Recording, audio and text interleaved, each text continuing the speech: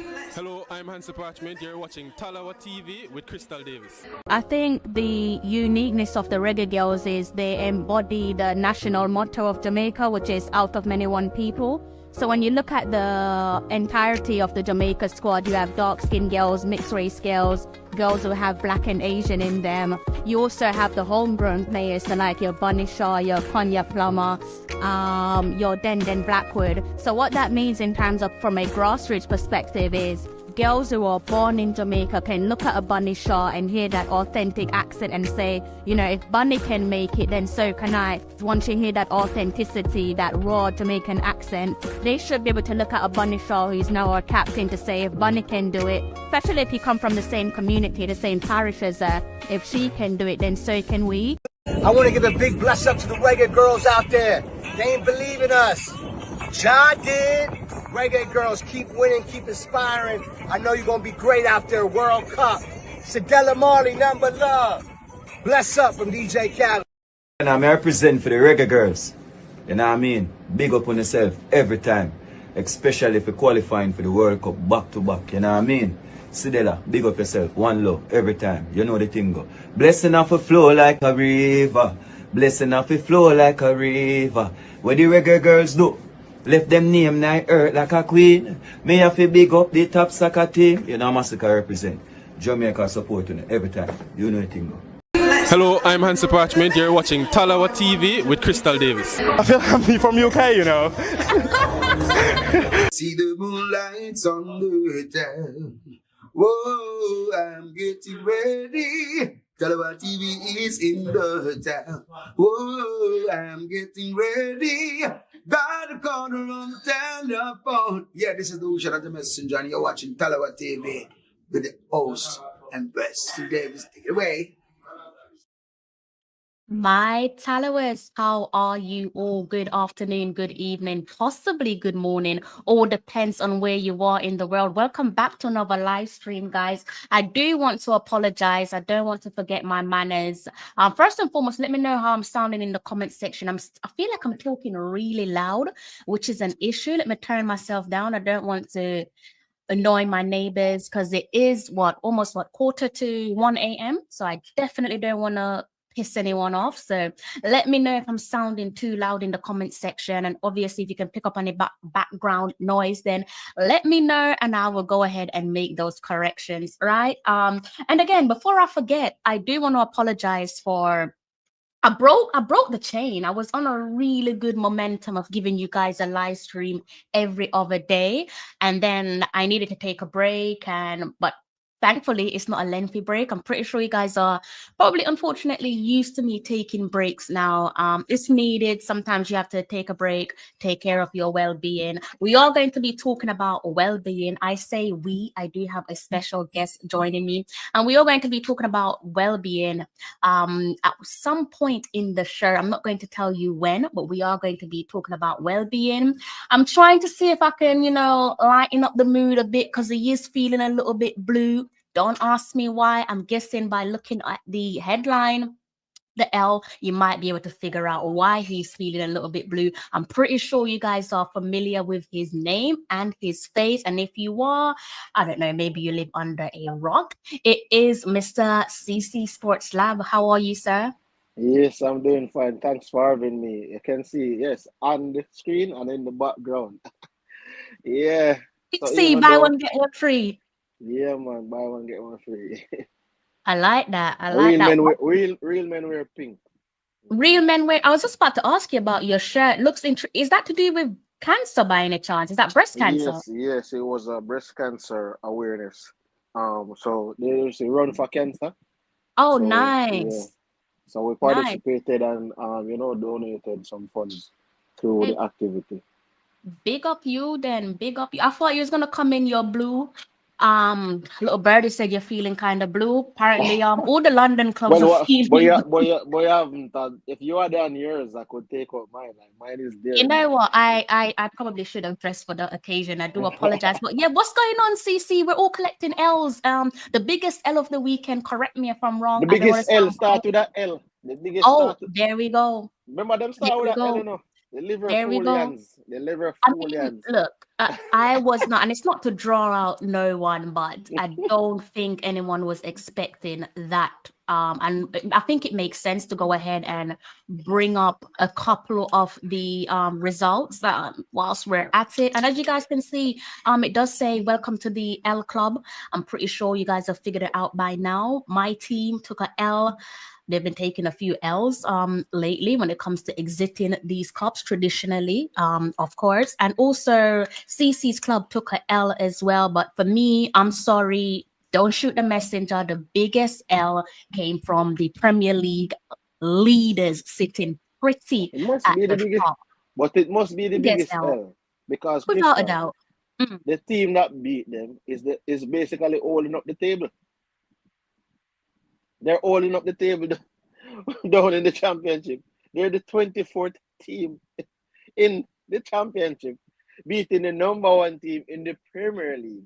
So you will have some people come and say it's kids. When history will tell you it was Liverpool who lost. Nobody will come and remember whichever kids or whomever is started. Kids or adult Absolutely or not. don't nobody cares about that. Liverpool lost. Absolutely not. I mean, it's your choice whether you want to play kids. Speaking of kids, it kind of remind me of Wenger. Wenger played kids in these cup tournaments, especially the Carabao Cup. It was always about giving kids a chance. I'm all for giving youth a chance, but you can see the result there.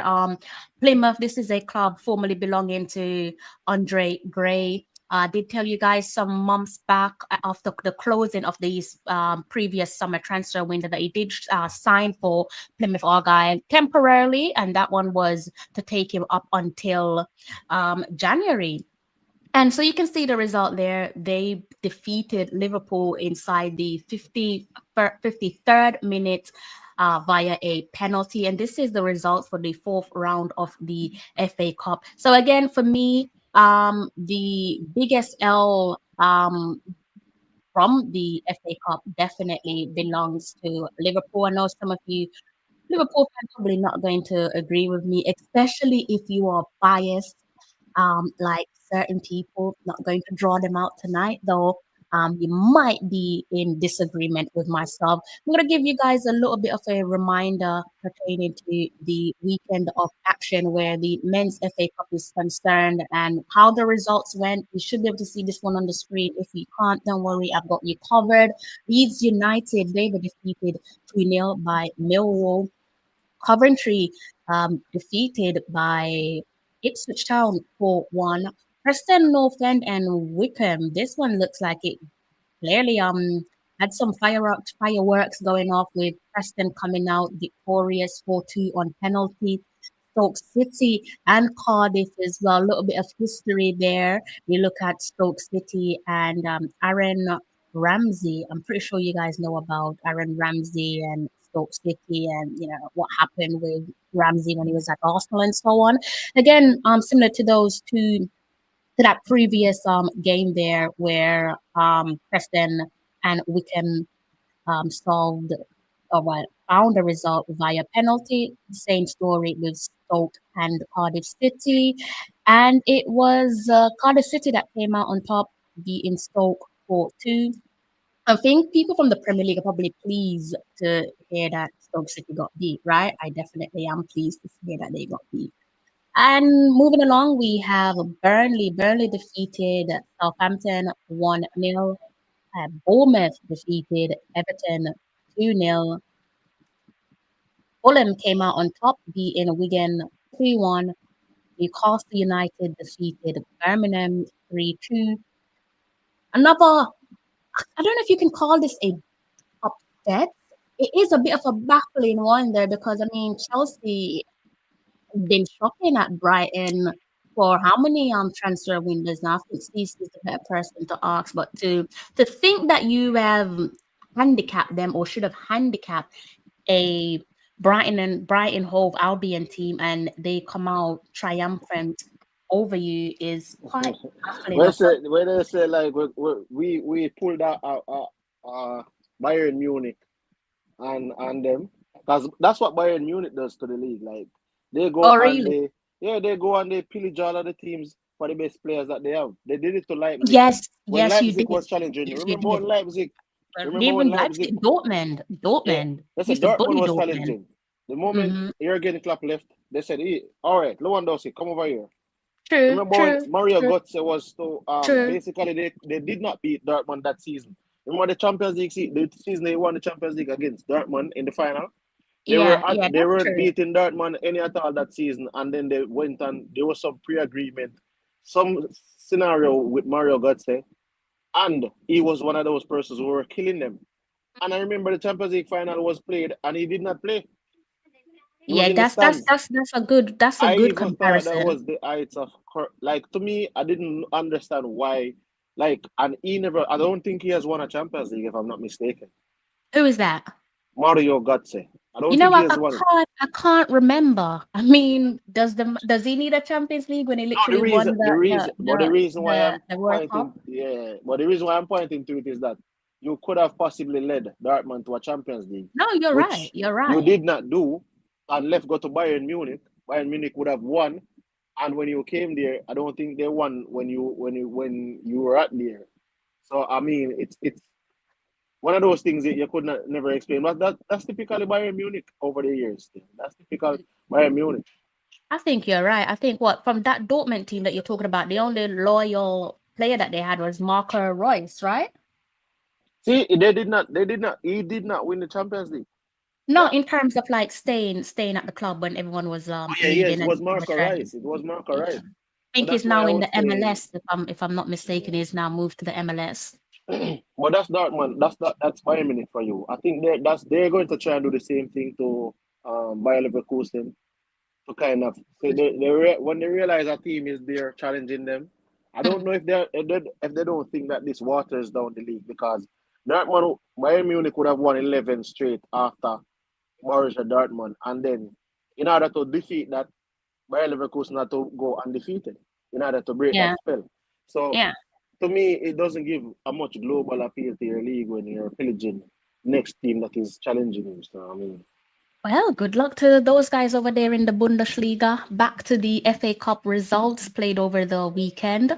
Blackburn Rovers were stuffed 2-0 at the hands of Wolves. And again, that biggest upset there came by the hands of Plymouth Argyle beating Premier League leaders Liverpool 1 goal to the good. Aston Villa swept aside Tottenham. I think this scoreline is probably doing Tottenham a favor. I don't think it's a reflection of the game per se. And of course, Crystal Palace defeated Doncaster Rovers 2-0. You got another game coming up tomorrow, and it is Exeter City versus Nottingham Forest. But you did have the results there in terms of who will play who in the 5th round of the FA Cup. And coming up, starting off from March 1st, we have March 1st, where is that's the day where all the fixtures will be played at the same time. That's a 3 p.m. kickoff UK time. Do the maths. I think for you guys there in Jamaica, I am 5 hours ahead of you, so you can handle the maths. And in the States, I'm about 5 to 6 hours ahead of most of you, right? So Aston Villa, Liam Bailey's Aston Villa, they're set to take on Cardiff City. Manchester United are set to take on Fulham. And to be decided, this is Ipswich Town. So the only other team that's left to play is the one I just touched on is Exeter City and Nottingham Forest. And the winner from that will play Ipswich Town. And to complete the set, you have Crystal Palace. They'll be taking on Millwall. We got a Premier League clash here. A couple of Premier League clashes. This one is probably another big one. Maybe Manchester United fans are happy to see this one. You've got Newcastle, they'll be taking on Brighton. Wolves and Bournemouth will be facing off with each other. Preston North End will be taking on Burnley. Manchester City will be taking on Plymouth Argyle. If they can go ahead and do the unthinkable, that will no doubt mean the magic of the cup. They've already given us a bit of magic of the cup. And if Plymouth can go ahead and do that again, would not mind them winning the FA Cup. We're going to talk about the FA Cup at some point again during the show, the men's FA Cup that is. We're going to be touching on Manchester United. But I'm just gonna check in with my special guest, CC. How you doing, CC? How was your day? I'm doing okay. My day was fine. Thanks for asking. I mean, Yeah. I can't complain. I have life and everything. Um, Actively doing what I think I love. Like the whole analysis of games and being a Mm. color analyst. On a couple of football matches since recently. Yeah. I, How's I'm that not. going for you? How you finding it? I mean, I'm finding it. You have the challenges when you become somebody in the eyes of the public and the world. What comes with that in terms of the critiques that will come. But I mean, I try to like learn day to day because my style, I kind of like want to ensure that I entertain, educate, and elevate. So that's pretty much my style when it goes on to being a color analyst. So what that means is like I try to educate in terms of give a little bit of information, background information about players and things that are happening on the field. Entertain is when I use my metaphors and my similes and my hyperboles and all of those things to Yes, to yes, yes. I lighten up hear you. lighten up the to lighten up the crowd I hear you. and keep people enthusiastic or enthused. And then elevate is just, as I said, elevate is saying positive things that will, have an impact on somebody else. So pretty much that. Yeah. Well, I hope that it goes well for you. And I think it's one of those things where you learn as you go. It's just like YouTube. I don't think no one starts off any of their passion or dream and be like perfect at it. So we're all gonna be like, dare I say, like rough diamonds. You'll get better as you go, as with most things in life. But let me just pause and look at the guys in the comments section. Quick little shout out. Big up the guys there in the comments section. Of course, Reggae Boys and Girls Supporters Club. If you don't know about the Reggae Girls and Boys, Reggae Boys and Girls Supporters Club, they're doing some outstanding work. They do have a YouTube channel and various other social media platforms. So do check them out on YouTube. Do also check them out on Instagram. I do believe there's a Facebook page as well, but most certainly go and subscribe to the YouTube channel and give them a follow on the Instagram page as well. Do the same with BAM Sports TV as well. If you're not familiar with BAM Sports TV, do check them out. Do follow them across all platforms and drop a like, drop a subscribe where you can. Massive shout out to Texican. Texican is there. Texican says, greetings. Pick up yourself, Texican. Pick up yourself, Conrad Smith. I hope you are well. Pick up yourself, Kyle. Let's see who else is in the. Oh, my favorite. Big up yourself, Alabama. That's a little private joke. I don't think most of you, if you're new to the channel, you probably don't even know what I'm on about. Yes, I can read his name, but that's a little private joke. Big up yourself, DC. Paul, I hope you are well. Bless up, JT. We're on the same time zone. I hope you are well. And KJ Reed, big up yourself. I think that's the first time I'm seeing you on the channel. KJ, I hope it is not the last time. Right, and big up yourself, as well. So right, so let's park the L's there collected by a couple of our clubs over the weekend, and we're going to be talking about our compatriot. We're also going to be looking at Khadija Bonishaw and the Reggae Girls before we close off on the show. All right, so let's look at Mr. Leon Bailey. There's loads of conversation going on about Leon Bailey at the moment. I'm pretty sure you guys would have seen, if I can bring that up on screen, why not? Let me go and bring something up on screen so we could look at it together. Towards the closing of the winter transfer window, which basically just closed just the other day, plenty of topic of conversation there pertaining to whether Leon Bailey will be on the move. And I think many were anticipating that he would have made a winter transfer move to another Premier League club. Three Premier League clubs there that were circulating around deadline day. As you can see there on the screen in front of you, Man United and Tottenham. It does say here Leon Bailey transfer update of the Man United and Tottenham interest, right? And obviously he's still at Aston Villa, so that just means that the deal didn't go through. Any deal that Man United had in mind, or any move that Tottenham had in mind. Bit cheeky of Tottenham. I'm not sure if you'd want to go to Tottenham. No disrespect to Tottenham, but hey, shoot your shot. Clearly still at Aston Villa. What do you make of this transfer situation, the potential transfer situation? Do you think, because this is not the first time, CC, where we've heard rumors here and there about Leon Bailey potentially leaving Aston Villa. Do you think that at this moment of the time, taking into consideration just how impatient football fans can be, and the fact that, you know, Aston Villa probably had arguably, or maybe not even arguably, the best transfer recruitment of the winter transfer window. Do you think that we could potentially be looking at a end of the road for Leon Bailey? Based on everything that transpired recently, I would say there's a potential that he moves come summer, because the fact that his name would have come up in terms of transfers, but luckily, when we see a name like a Manchester United comes up in the conversation, it's even though Manchester United, as at this moment in time, is like one of the bottom feeders, they're not really, in terms of current form, one of the better playing clubs. But they're a massive club.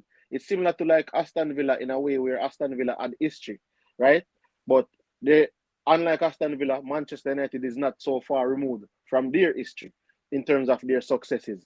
So I would say if he landed at a team like Manchester United, clearly they still see value in him, for even them to be having an interest in the player. So for me, I'm thinking it's a possible wake-up call to Leon Bailey to say, hey, you're not really performing at this moment in time, or we're looking to like move you because you're still young, you're still valuable, and maybe somebody will take a chance on you out. In terms of our next club will take a chance on you to see if we can get something from the sale of you, or even loan him for him to go out and increase his value, and then even transfer him out. So there's a possibility that we might be seeing Leon Bailey being moved in the summer transfer window. The good part of it is that, as I said, a team like Manchester United comes up in the conversation. You must be looking at yourself and say, "Oh, I still got it," because Manchester United, with this rich tapestry of history, and me being Leon Bailey, I would know I can go there and perform. So I mean, it's dependent on how you want to look at it. If for example they were looking to ship him out to a Wolves, or they were looking to ship him out to a Ipswich, or one of those clubs, then you possibly would look and say, "Oh, you're not sure." Like, you're looking at him sideways, like you're taking a step back. Some would say Manchester United did a step back, having that Aston Villa is currently in the Champions League, but I think if he lands at a Manchester United, that would be still great for his career, given the magnitude of the club.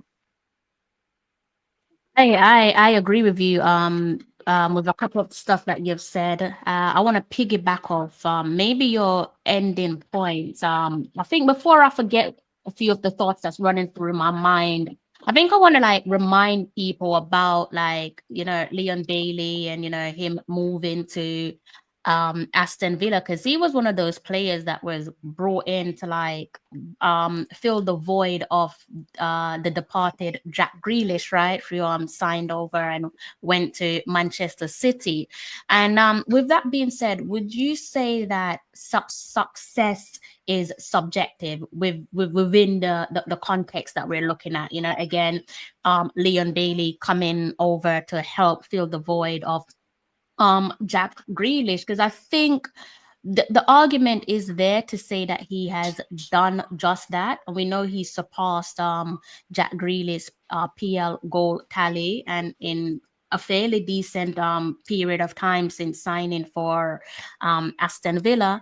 And in no doubt, taken into the outstanding individual and collective performances from Aston Villa and their players, and of course Unai Emery last season. Subsequently, that led them to Champions League. That's the first time they've achieved Champions League qualification for over 4 decades. I believe it was 41 years since they were in the Champions League, and we all know about their return to Champions League, playing Bayern Munich, also giving them a deja vu scoreline to the last time when they faced Bayern Munich in said competition. We also know that Aston Villa is a Champions League winning club.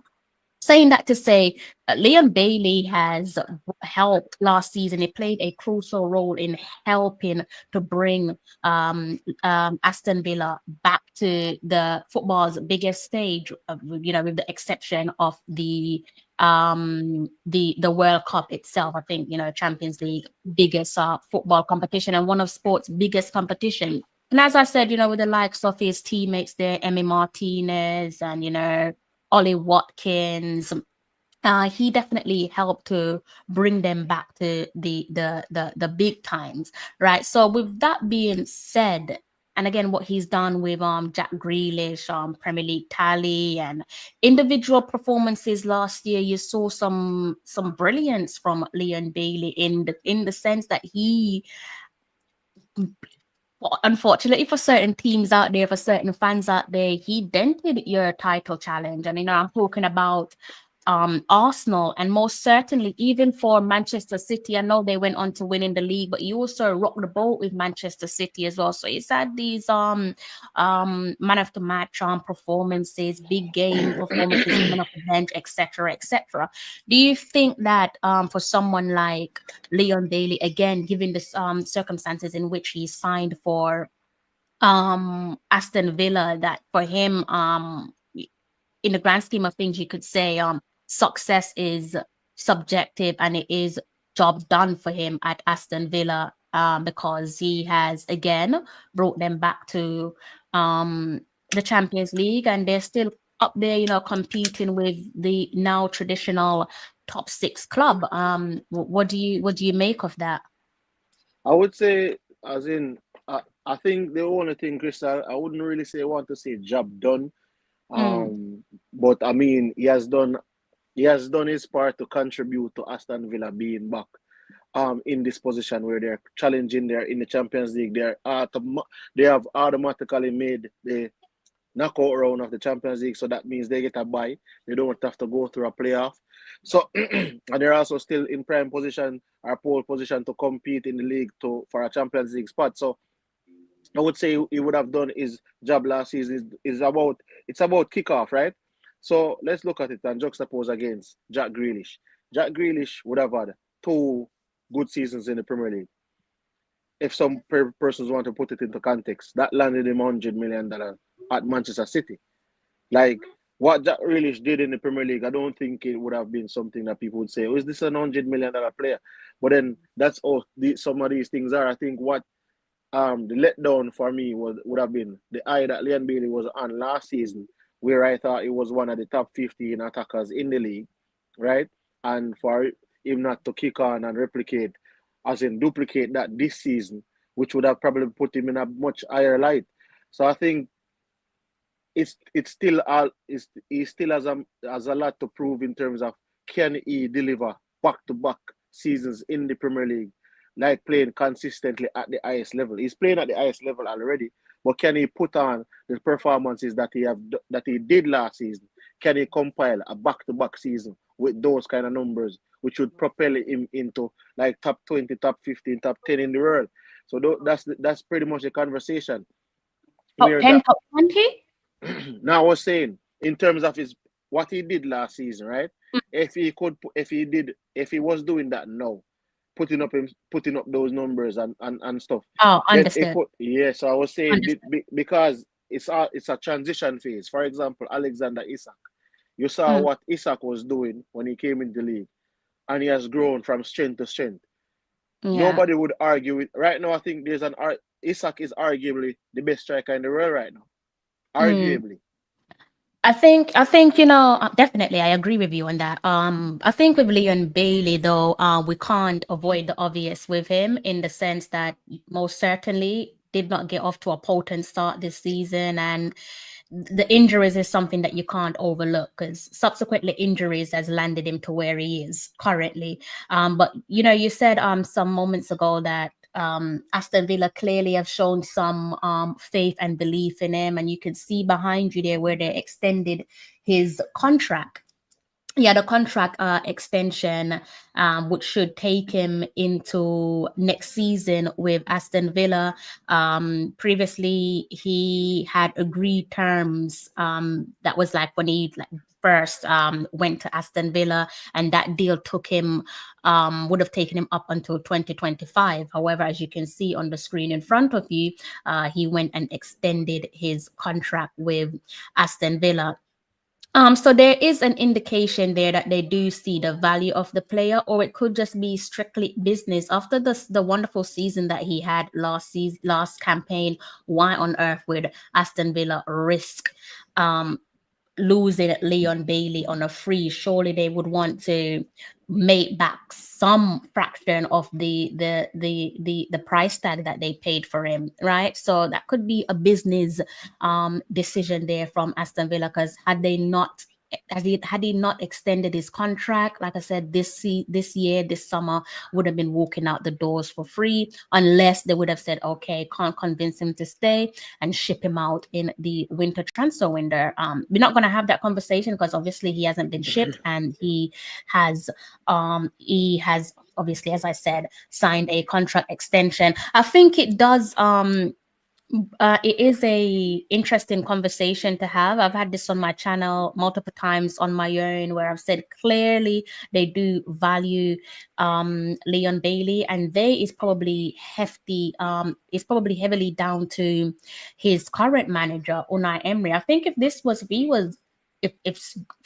miraculously if Steven Gerrard was still at Aston Villa, I don't think we'll be having a conversation about Villa and Leon Bailey, because clearly he was not his type of player, and he played poorly under him. So Unai Emery has come and he's revived his career, and he's playing the best that he has played, not this season, obviously last season, since signing for Villa. But I think with Leon Bailey now, maybe fortunately and unfortunately for him, he's age 27.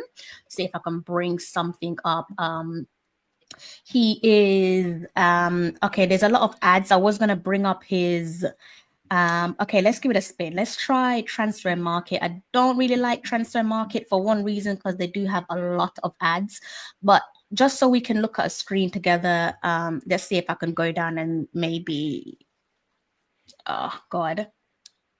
All right, guys, ignore the ads. I won't stay on the screen for too long, but just for like conversation's sake, so you guys can see, he is 27 years old, turning 28 in August, right? So some months away. So I think he definitely now, as I said, fortunately or unfortunately, he's at a crossroad where I think he now has to think about career or personal life. And let me know what you guys make of what we're saying in the comment section. If you agree, you disagree, maybe you interpret things differently. It'd be interesting to hear your opinion.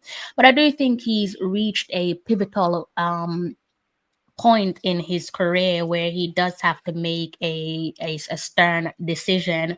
Are you going to be going for what people want you to do? And I think for what football fans would want is, maybe, I don't know if Aston Villa per se, but maybe, I don't know, Reggae Boys fans probably would want him to stay at Aston Villa to prove himself, just like what Cece has said, maybe do what he did last season back to back and propel himself up in the conversation where you could say, I don't know, best player in rank top 20 across the world.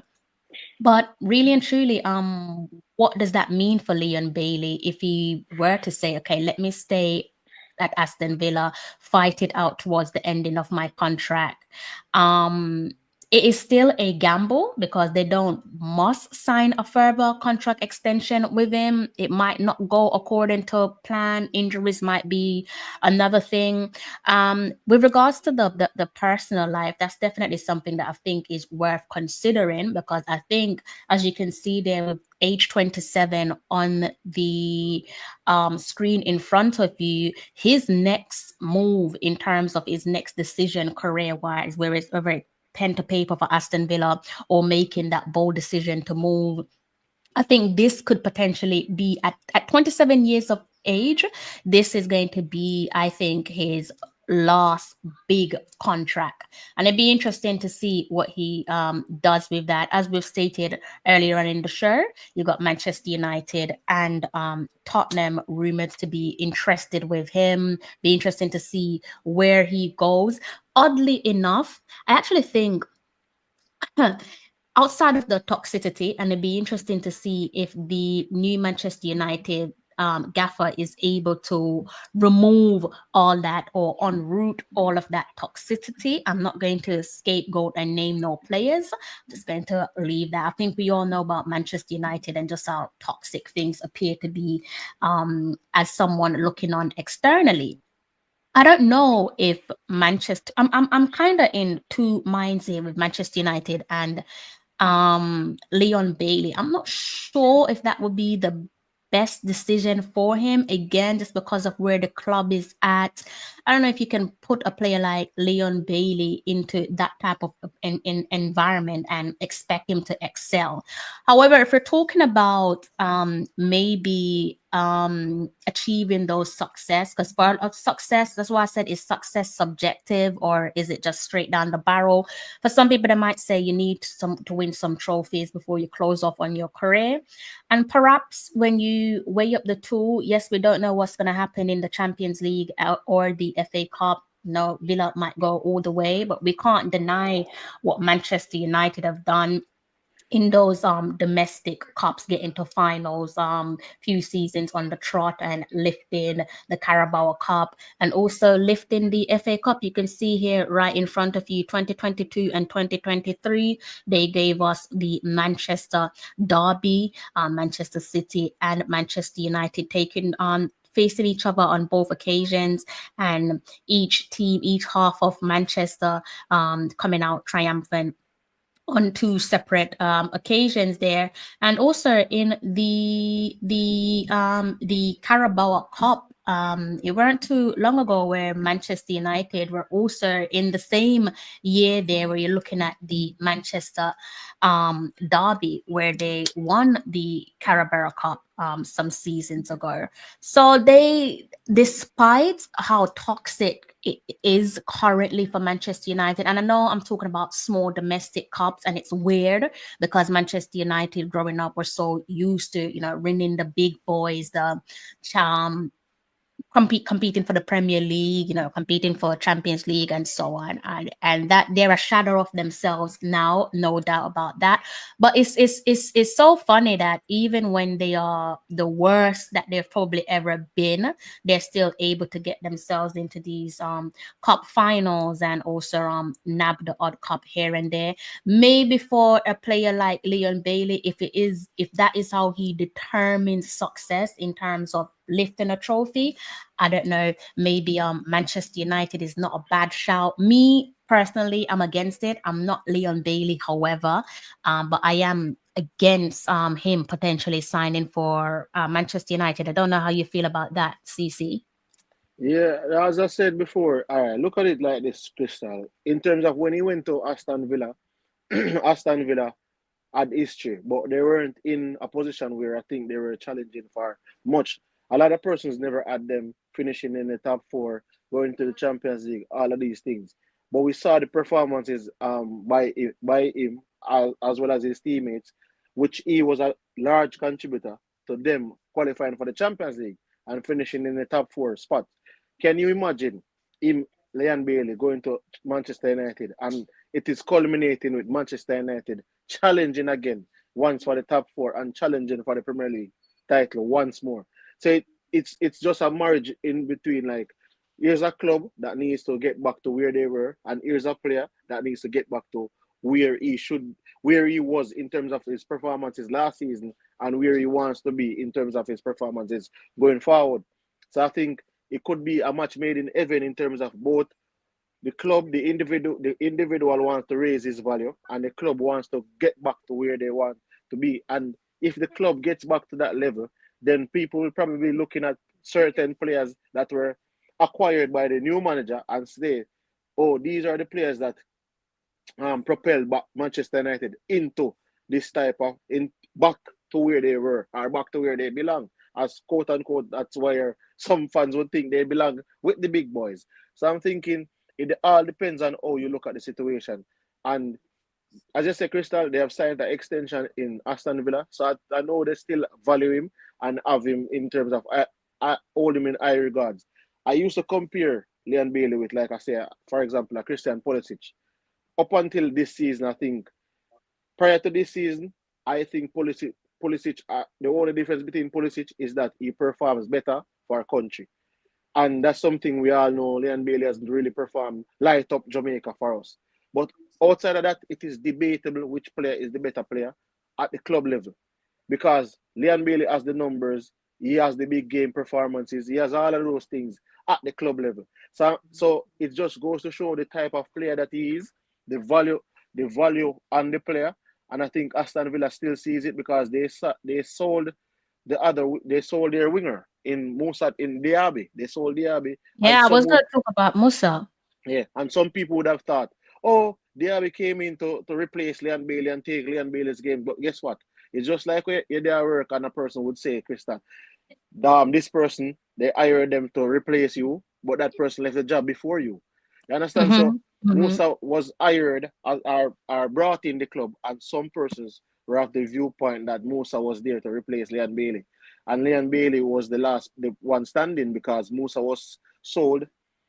Yeah, Musa was sold and Leon Bailey was kept. So it goes to show you which one of them Aston Villa values more.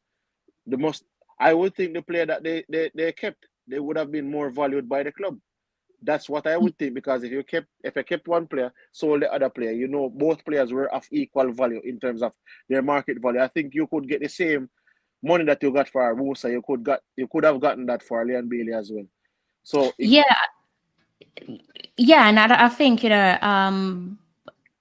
it's an intriguing one, and also he didn't run away from the competition. I think a lot of people thought that Musa coming in, he was going to, just like you said, replace Leon Bailey, but his time at Aston Villa was short-lived until he went on to, I believe he went over to the Saudi Pro League within the same season. So that one was short-lived. He must have, again, that could be along the lines of what I've just discussed in terms of making that personal decision, maybe not necessarily a footballing decision, but personal decision to say, hey, look, I need to set my family up financially and I need to stabilize things. And I don't necessarily think there's anything wrong with that.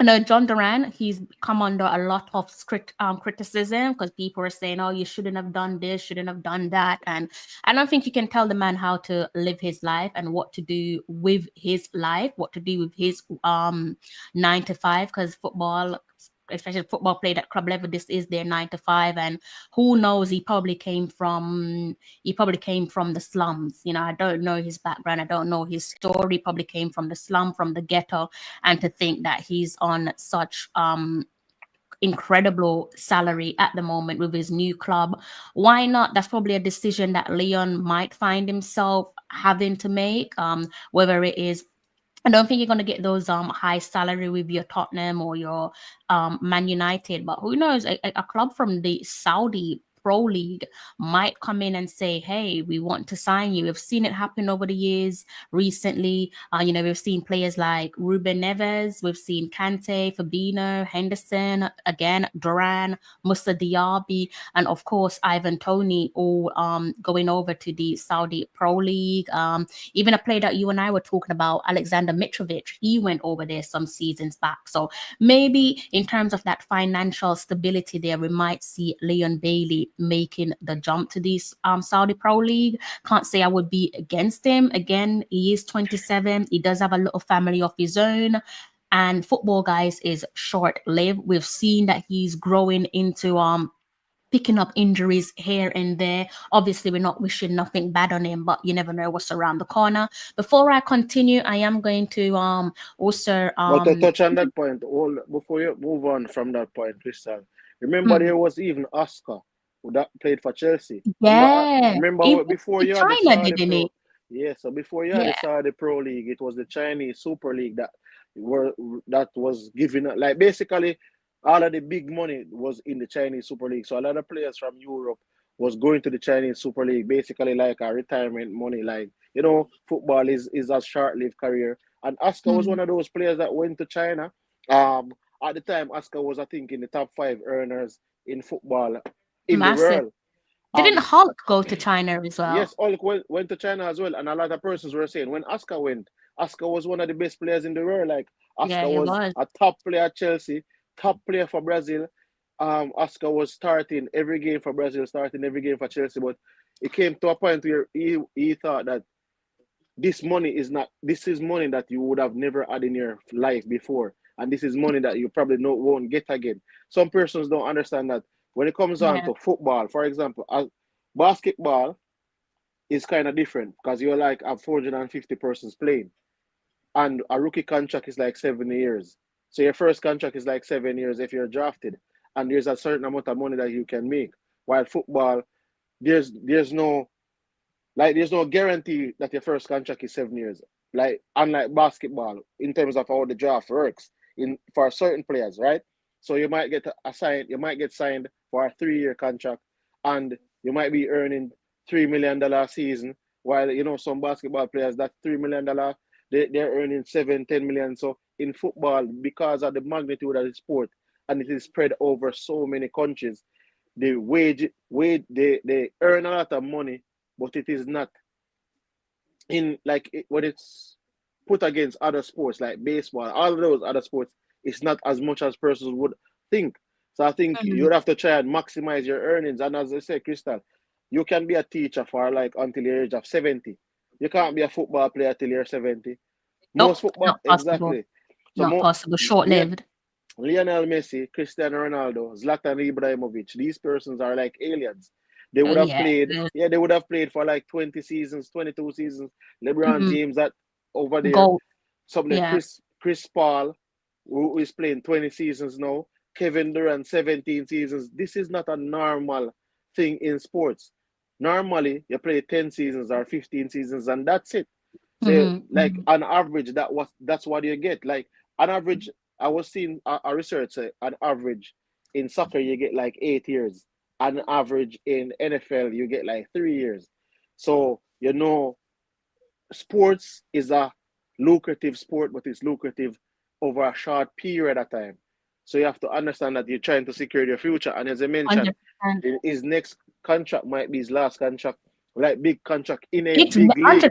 In He's a 27. It's but it's 27 in a years old. big league though, I think, Crystal. In a big In a league. big, yeah, Because yeah, I think he still could command a huge salary in the MLS or in yeah, Saudi. yeah, yeah, So I would definitely. say his last big contract in Europe, unless proven otherwise, because players have gotten contract, but look at it. Let's use this for example. Mohamed Salah. Look at what Mohamed Salah is doing right now. Mohamed Salah still has not yet signed the next contract. So a player like Mohamed Salah, you would have thought Liverpool would say, okay, we are going to give you 3 years. But Liverpool is giving him 2 years and he wants 3 years. But for what Salah has done for Liverpool, you would have thought, oh, Liverpool would give him 3 years. It just shows you how football is. Because a player like Salah cannot so far he hasn't been able to get a 3 year contract out of Liverpool.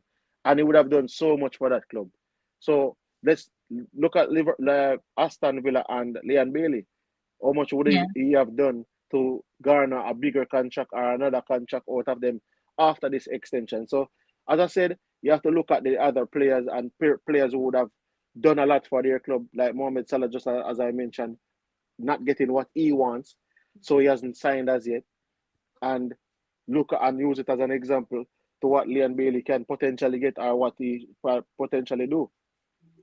Yeah, I think that one is probably we will definitely find out in maybe the next couple of weeks as we get closer towards the ending of the season, what Salah is going to do, also what Van Dijk's going to do, and also what Trent's going to do. So that's probably where following where Liverpool's concerned. So let me go ahead and introduce my second special guest, Mr. Beckford. I'm pretty sure the guys are the guys in the comment section. I'm pretty sure you guys are familiar with my panelist. If you aren't familiar, he does have his camera turned off, but you've probably seen him on the channel already. I'm not sure if he can still hear us, but if you can, do feel free to chip in, feel free to have your say. Good night, Good night. How are everyone. you? Yeah. I'm not bad currently. Just kind of down with the flu probably because my voice gone and so on, cold and so. But I'm good otherwise. Okay, okay. I hope you get well soon. What do you make of the conversation so far? There, there's a lot of good point being made so far. I agree to almost all the points that is being made. And to be honest, this is a very sensitive topic because it's not just Lee and Bailey.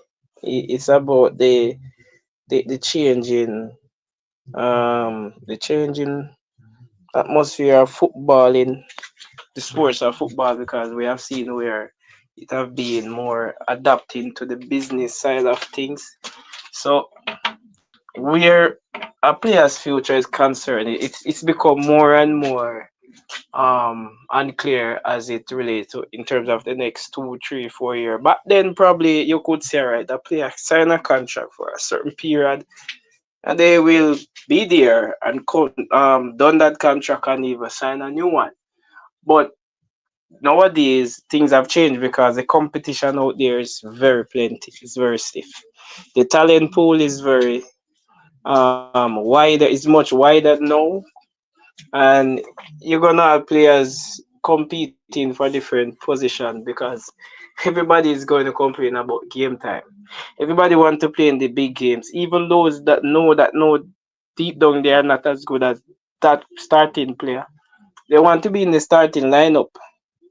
So you will find players trying their best to up their game because they want more game time, while some get complacent. And I think probably in terms of Leon Bailey, I'm not saying that he has gotten complacent, but probably sometimes your previous performance can overwhelm you to the point where you slack up. And you're not realizing that you're slacking up until your name is being rumored that there might be a potential exit.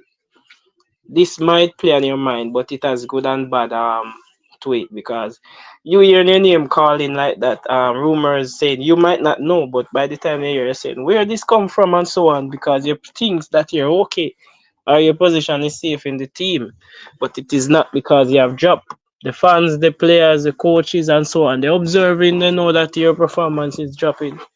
They know what you can do and they know how far you can go in terms of your potential. So they're looking for you to improve, not to regress. So it's a lot to take in terms of Bailey. He performed exceptionally well last season, but in terms of football, what happened in the previous season is history, and you cannot dwell on history because with history. Repeat. Definitely, I agree with you. I think football fans can be very unforgiving, it's that essentially just what you're saying, they don't care about what you did last season. They want to know what can you do for them now and the next season. Yeah, it is a very ungrateful sport. I don't think any other sport is as ungrateful as football, to be honest. Because Football. the moment you have a bad game, yeah, you're this, you're that, and they're calling your names that probably you didn't know that you're gonna be called that name. So you just have to toughen up mentally and then get back on the right track. Because I know that he had fallen off this season, and I'm sure that he's trying his best to. I'm not sure about that still, but I'm saying, assuming that he's probably trying his best to keep up or keep in his starting position in the team, but it is not easy because Liverpool, Aston Villa have some good recruiting and they have recruited some very good talent, and the talent pool is very exciting now. I didn't know that probably a couple years back. No one could have probably say if I said to my friend, Aston Villa are gonna be in the Champions League this season and even qualified automatically, I would say you're joking, right? Or you're mad or something like that. But here it is. It's become history because it happened. And many doubters probably do not believe that Aston Villa have risen to this level. But I've seen where they have improved a lot based on their recruiting, which is good. The players are stepping up, the players doing well, and they are fighting for. They are seeing fight, and they have come up with great results. So, in terms of Leon Bailey future is uncertain whether this will pick up pace again in the summer window. We can just hope for the best, but going to Manu or Tottenham, well, that one is a scratched one because we are not sure about what might happen. So it might be a downgrade, it might be for his own good or redemption for him because I think he played a very critical role in helping Villa to where they are now.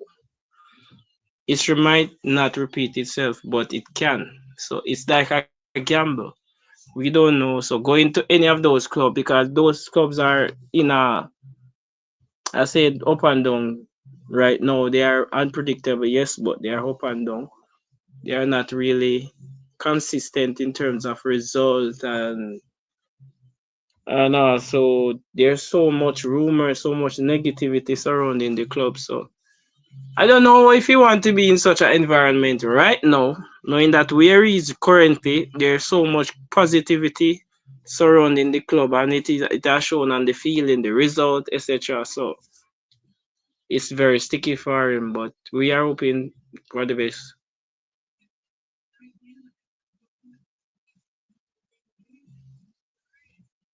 Don't think you can hear me. Where would you go if you was Leon Bailey? Because I'm thinking again, just like you said, a bit of a scratch in there. Do you want to go? Do you want to go Man United or Tottenham, or do you want to say, you know what, let me take care of my family, take care of my little family, and let's try the Saudi Pro League. Forget the noise, forget what other people will think.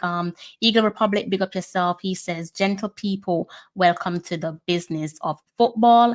And I like that comment because make no mistake about it, these clubs are going to be thinking of themselves. There's a reason why they give you a contract extension when you've got like 1 year left on your contract. It's because they're trying to protect you as their assets.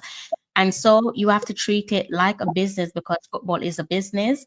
And with everything, you do have to put your family first. For me, I would not be upset, or even I wouldn't even care if he went to the Saudi Pro League. You can see on the screen in front of you, he's currently making a little over 6 million per year. I say little because when you compare that to like what CC said to the salary that's made in like NBA, that's like chump change. So he's on a little over 6 million per year. When you look in the Saudi Pro League, I'm going to change my screen for you guys so we can kind of weigh up what he could potentially be up against in terms of negotiations, as if he wants to go over there.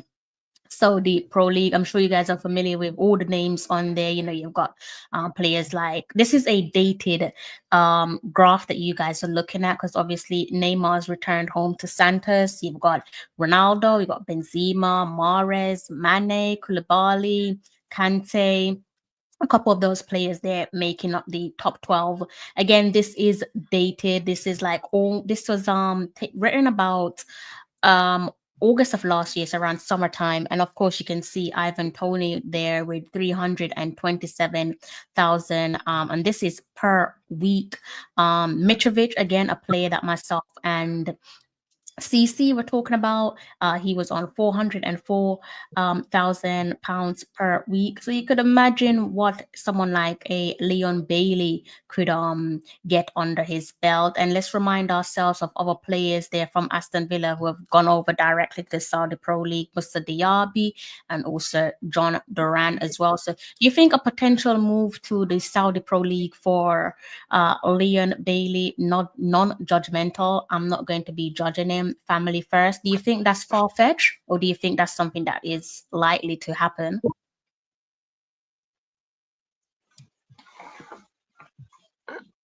I think that's what I think that is. Well, Oh, it go ahead. is.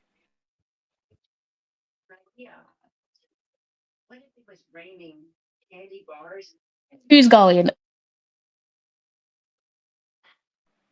All right, so let me. As I said, Crystal, I wouldn't say it is far fetched because if he's looking at it and you're looking to secure your future, in terms of Europe, in order for you to earn those type of salaries, you have to be in and amongst the top 20 best players in the world. If you're not amongst the top 20 best players in the world right now, you're not going to earn those type of salaries in Europe. In terms of, for example, earning a $50 million contract a year or a $20 million contract a year, but you could go into Saudi and earn that type of money. So, and that could be life changing money. You understand? Like a lot of persons might see you're earning some money now, but we have to also take into factor taxes because the contract says 6.24 million, and I'm sure Crystal, you are aware of that jurisdiction and how the taxes go. So that's like I think he's probably in the 45% bracket. So effectively, he's going home with like 3.2 million, like 3.5 million out of that 6.2 million, possibly. So I mean, all of those things are taken into consideration. Remember, at one point in time, Usain Bolt didn't want to run in London because of the taxes. Yeah. So you understand, it's a scenario where a lot of persons you have to think about your future, and if he would if he gets an opportunity where he could sign down there, as I said, John Duran, I'm not bashing him because you put in family first. You could always come back to Europe. You could make some money for 4 years and then come back to Europe. Or you know at the stage where even Leon Bailey, I mean, unless you're saying that is why I said if he could give himself one more year, but then guess what happened, Christian? There's career Injuries is ending. uncertainty. Yes, they could end put a career ending injury, and you don't know what happened. Neymar went down to Saudi, and I think I would say his intention was to play. He played 7 games over that period Mm. because of injury. I think with Leon Bailey, I don't necessarily think that if you look at like the history of players who have signed for the Saudi Pro League, I don't think he necessarily has to currently be in the top ranked 20 best footballers currently. Because if you think back at any point, and as much as I think, yeah, he's a good player, and when he signed for Manchester United, he hit the ground running. Let's say Odion Igalo, right? I hope I pronounced his name right. The former Watford player, played for Manchester United as well, his boyhood club, Nigerian forward. I I don't think at any point he was ever ranked top 20 in his career. No disrespect to him, but I wouldn't say he's top 20 striker. But he still managed to sign for Manchester United, his boyhood club, and subsequently he went over to the Saudi Pro League as well. So I think there's arguments there to say someone that Leon Bailey could poach a move to the Saudi Pro League, no? Yes, so that's why I was saying, as you said, it wouldn't be far fetched for Ah, got you, Leon got Bailey. Yeah, it wouldn't be far fetched for Leon Bailey to get into a Manchester United. Because you just mentioned Odion Igalo would have gotten into Manchester United and would have gotten down into the Saudi Pro League. But mm, that's why I was saying, based on his performances already, because I said Jack Grealish had 2 good Premier League seasons and he got signed for 100 million at Man City. I don't see what he did really to get signed for 100 million. Probably more than being English and playing in the English Premier League. I think he was one of those overrated players, but that's just in my opinion. So I think mm, what Leon Bailey has done so far in his career, with Aston Villa, with even Bayer Leverkusen, I think he could still be like he could go to Manchester United, and I think he could be part of the turnaround at Manchester United. If the opportunity came for him in the summer, I would say it is summer, it is end of season. At that time, you would have known what you would have achieved at Villa. Whether Villa would have won the Champions League or not, at that point in time, I think it's a decision where you look at and saying, I might have one more big contract in me in Europe. Why not gamble on myself and go to a club like Manchester United and say, all right, I went to Aston Villa when Aston Villa was a top 10 team. Now Aston Villa is basically laying claim to be a top 6 team.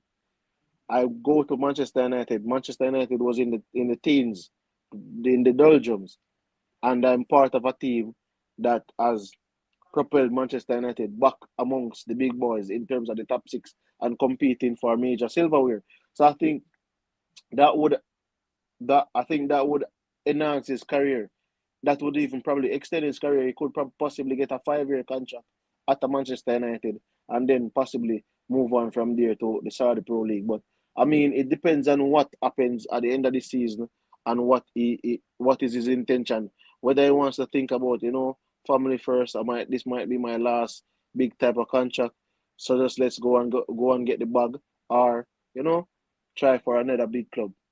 Yeah, I mean, I hear what you're saying. I hear what you're saying, but to me, I don't know. I get where you're coming from with Leon and potentially Manchester United, but I think it's a tall ask. I think the position of those two clubs, the Aston Villa and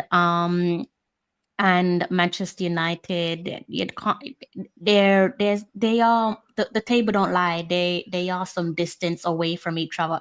I'm not sure why at 27 years old why you want to take that type of gamble.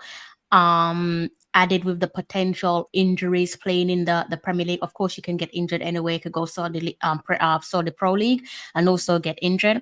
I just think at 27 years old, seeing what other teammates of his has done. So like, your Duran and also his two-time previous club teammate Musa Diaby. I think, he's a family man. For me, I'm saying secure that financial stability for your family, because football is strictly business and you gotta put your family first. And I don't know, maybe others in the comment section might disagree and say no, go for the trophy. Then what? When you win the trophy, then what? What's going to happen when you win the trophy? Next year, the trophy is going to be irrelevant. You win the FA Cup this year, next year, that's irrelevant. No one cares. So for me, I think I'm swaying more toward securing your family, securing his family, I should say, financially, but to each their own, Ivan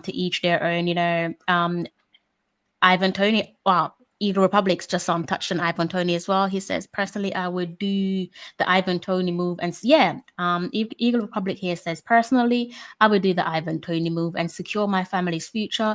That's just me. I agree with you, Eagle Republic. For me, success is subjective. Yes, context is key, but I think success is subjective.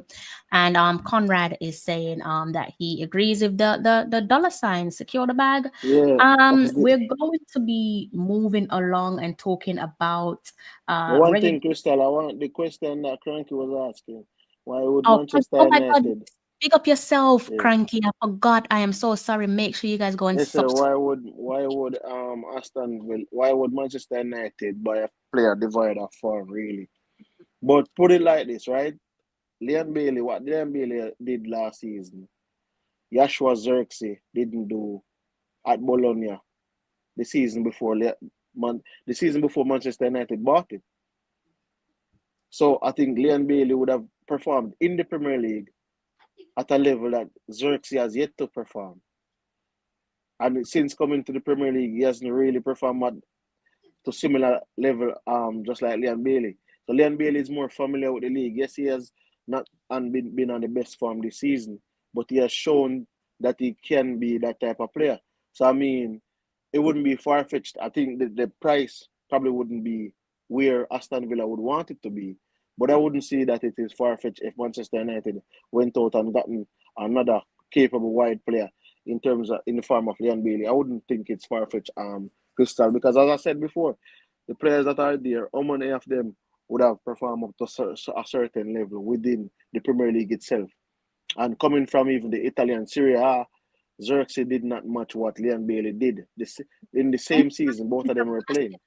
I mean, I even hear rumors of Zersky being shipped out. He just came just the other day. I don't even think he's been there for a year. He came in the summer, did he not? He came in the summer. He came in the summer. I'm sure he came last summer, right? He wasn't there Yeah. the season before, and it's not a full season that he's been there, and already they're talking about shipping him Yeah, this out. would be the first season. It's football. Like as I said, it's a business and persons are looking at basically you have this thing where they're looking at how much mile you run, how much it's all about I think football now is come down to a business and athleticism. So it's like they're more looking at athletes.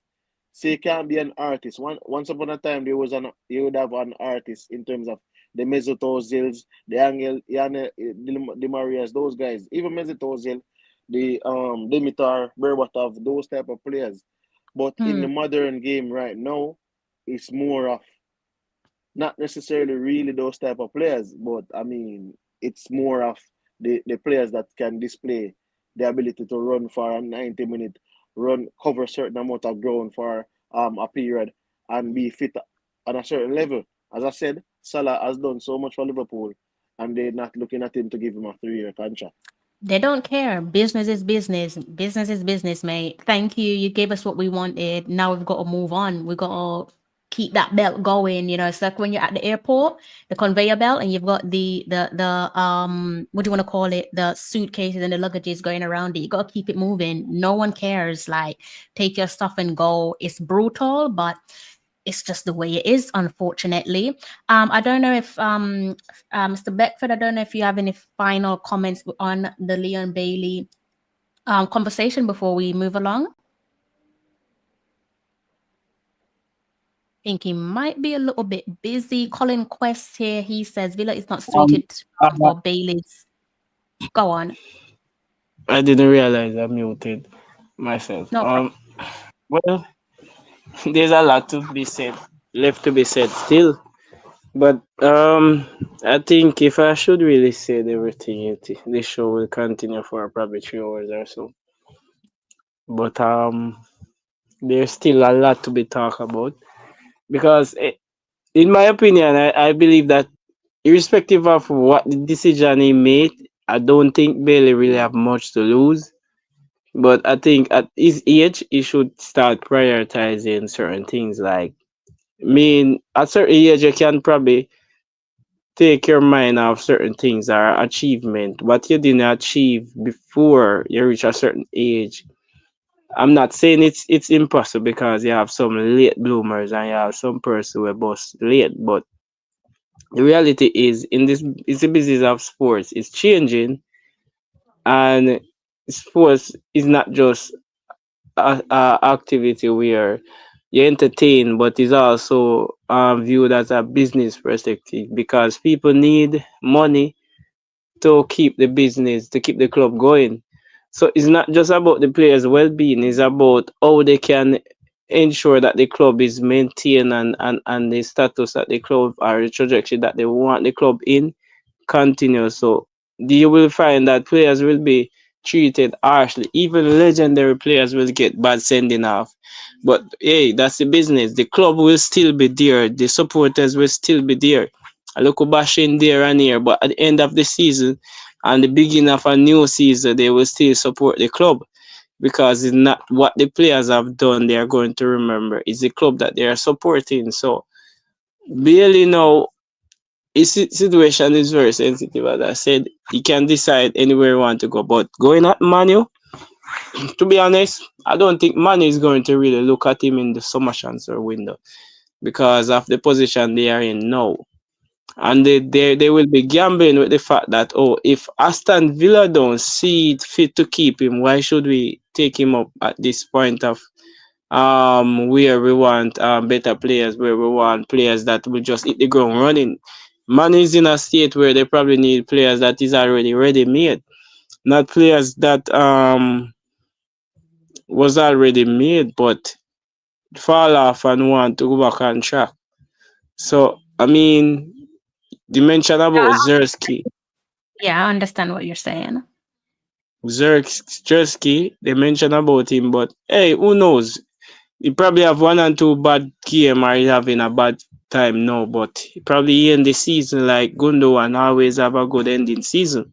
So I mean, it's really wide topic about Bailey. It's really wider than we thought. So I would say it's indecisive. So Bailey can go anywhere and it doesn't really matter.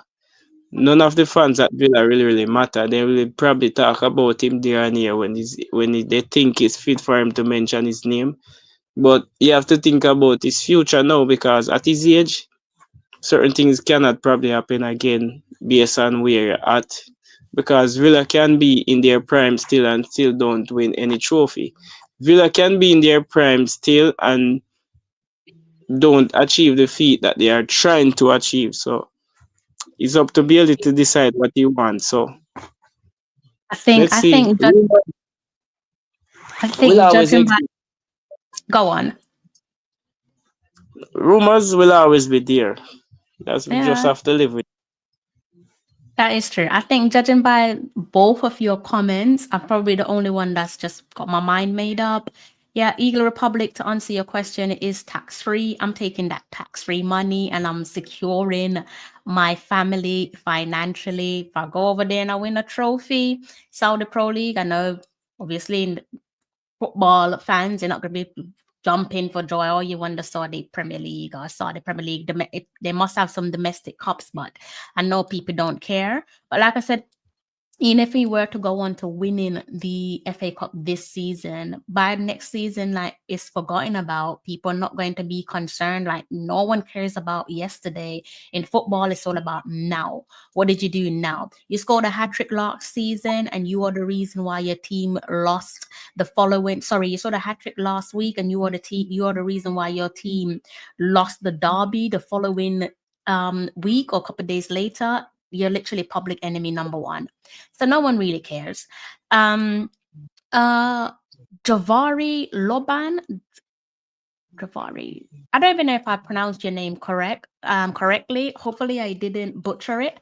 But I think this is my first time seeing you in the comment section. Hopefully it's not the last. Yes, guys, do go ahead and hit the like button if you haven't done so already. Let me just remind you guys, I am streaming from 2 channels. I'm also streaming from the Reggae Boys and Girls Supporters Club. So do head over and hit the subscribe button on their channel as well.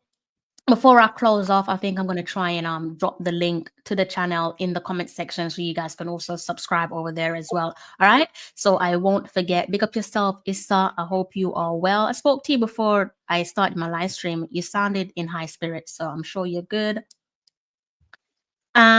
Dancehall Versity.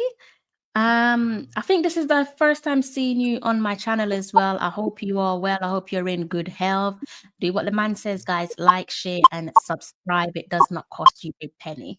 Right. I think now is the perfect time for us to segue and jump into the other topic of conversation. I'm sure you guys would have I think there's a noise coming from someone's background. I'm not really sure where it's coming from.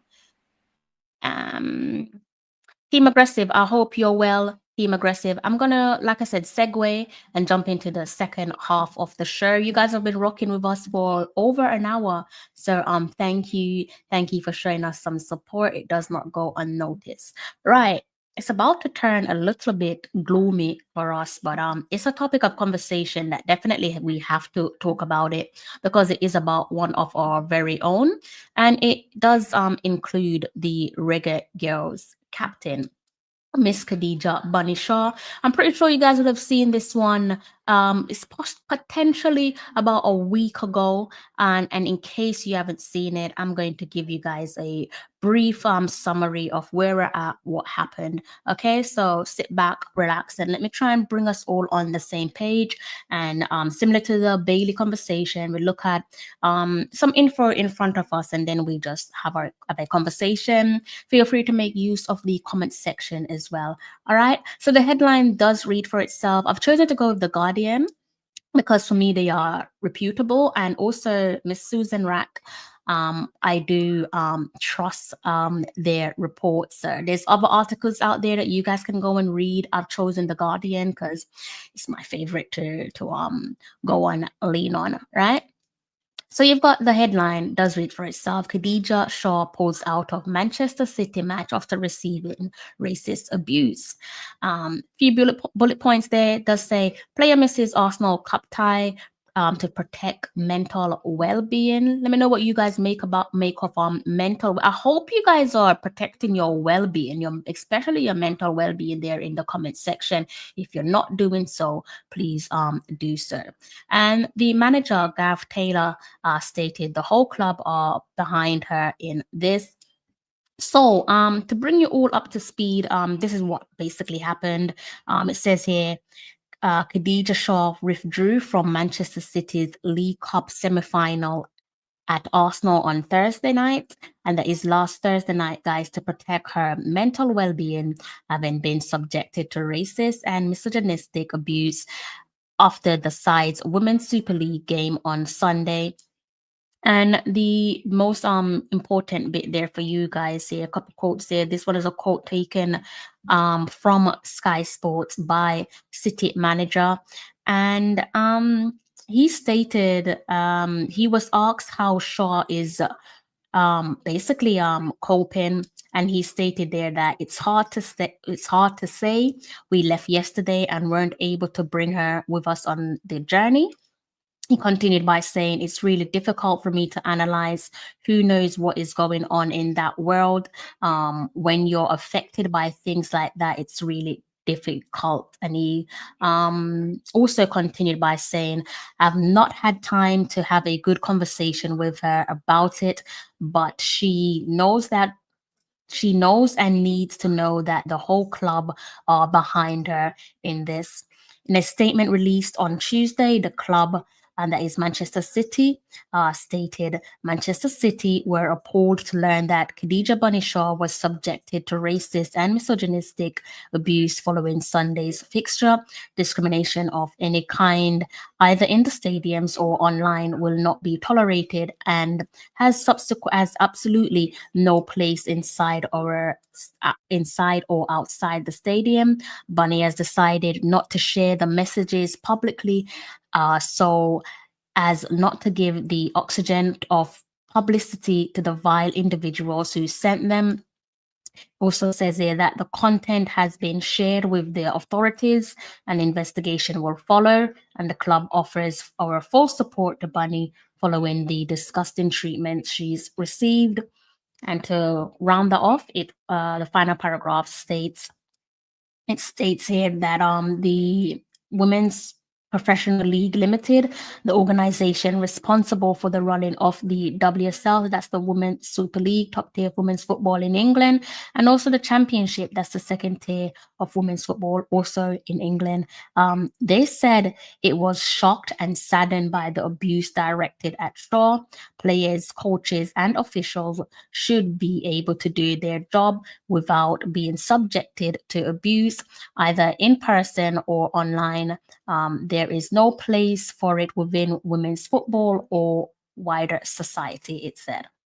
I don't know what you guys make of all of that, but here I think we're probably like all on the same page, just sick to death of having the same conversation about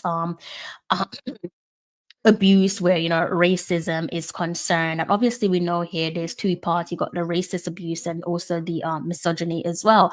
But I think we're all pretty much sick to death of hearing the same stories, the same incidents repeat itself. And really and truly, what's going to change? Some of you in the comment section much older than myself, but I think we can all agree that, have we ever seen a incident where we're talking about racism, where a player abused another player and they are dealt with in the way that they should be dealt with? Usually these things amount to nothing. It's a slap on the wrist fine, if that. I think, you guys a bit like myself, we all watch the WSL, and you don't need me to tell you, like, women football, especially in England, it lacks diversity. And that's just not on the field of play. The club that I support, where the men's team is concerned, I can't really lend too great of a support to the women's team because it doesn't represent me. It isn't as diverse as it should be. For a North London club, for a London club, doesn't represent North London, doesn't represent London. I don't even think it represents the culture of Arsenal Football Club and the history of Arsenal Football Club and all those players that they created and developed. So yeah, going back to what I was saying, quite clearly, women's football, especially women's football in England, there is a clear diversity issue on and off the field of play. I think it's safe to say, when we're looking at this report here, which centers around our women's senior team captain Khadija Banishaw. You heard the quotes there from the gaffer, and yeah, I hear what he's saying, but it's just such a shame. It's such a shame because it just goes to show that it's a perfect example to say that leaders in football, especially in women's football, they need to do more to support Black players like your Body Shaw, or just Black players in general. All these token gestures, these little pointless, I get why you have to do it, but these empty statements, to me, it's just not good enough, especially in today's day and age. For me, these token gestures, they're not good enough because they're not addressing the root of the matter. It's not addressing the systematic um issues pertaining to said issues. And I think it's a tricky one for women's football, because I think decision makers, like in the game, to come to a point where you're making purposeful and meaningful decision, I'm sorry, but you have to have lived said experience.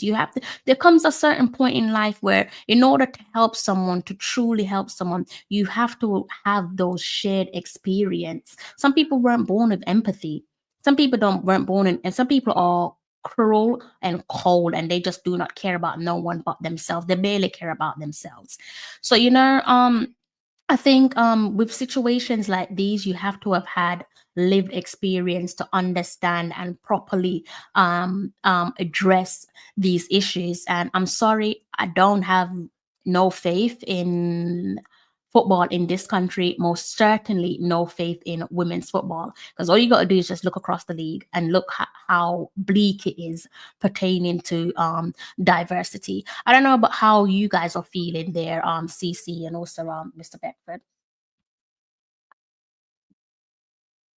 So as you suggested, Crystal, one of my biggest thing about this is that when it comes down to diversity, you're seeing everybody wear rainbow laces, you're seeing them doing this, you're seeing them doing that, but you're not seeing them doing a lot when it comes down to, like, as I said, the Black players. And for some reason, in some part of the world, people think, when you hear diversity, people think that you're talking about just adding persons of color just to add the people in, because it's that you're talking about diversity.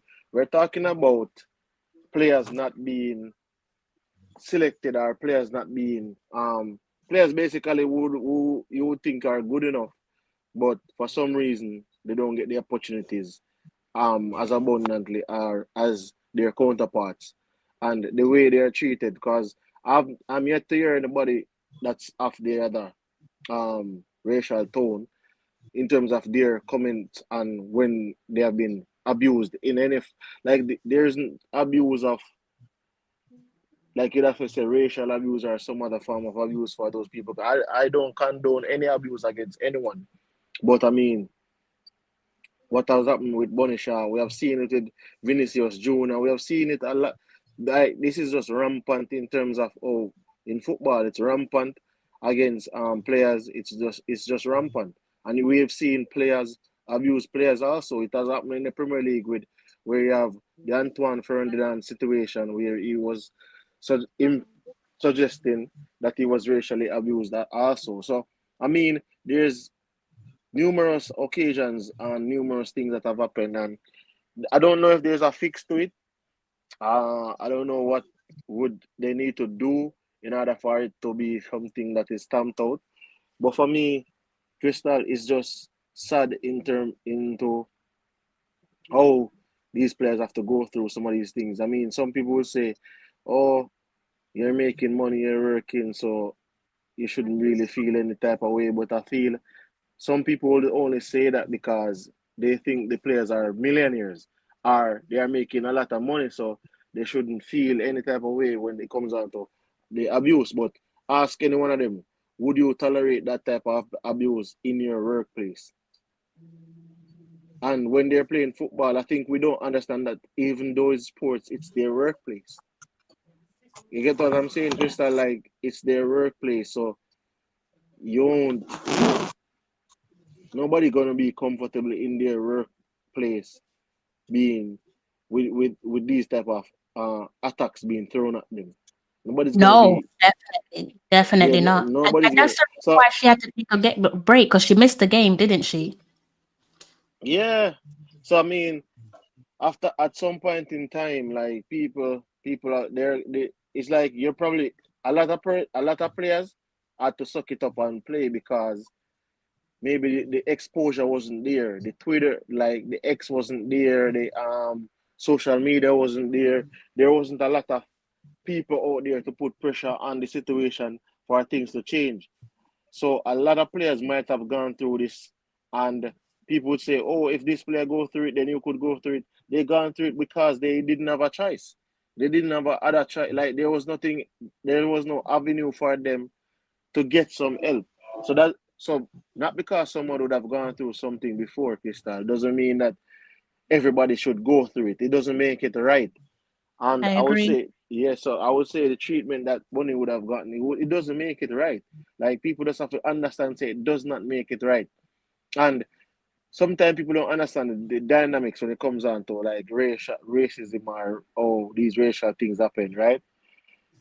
It comes from a position of power as well. You'd have to if you say fans and stuff, but it comes from a position of power. Some people don't like it, but them have to go hear it say minority haven't acquired power in terms of on a scale of on a scale where they have an impact in terms of the whole racism thing. And what I mean by this is Crystal, when you look at these clubs, the persons who own these clubs, they aren't black billionaires.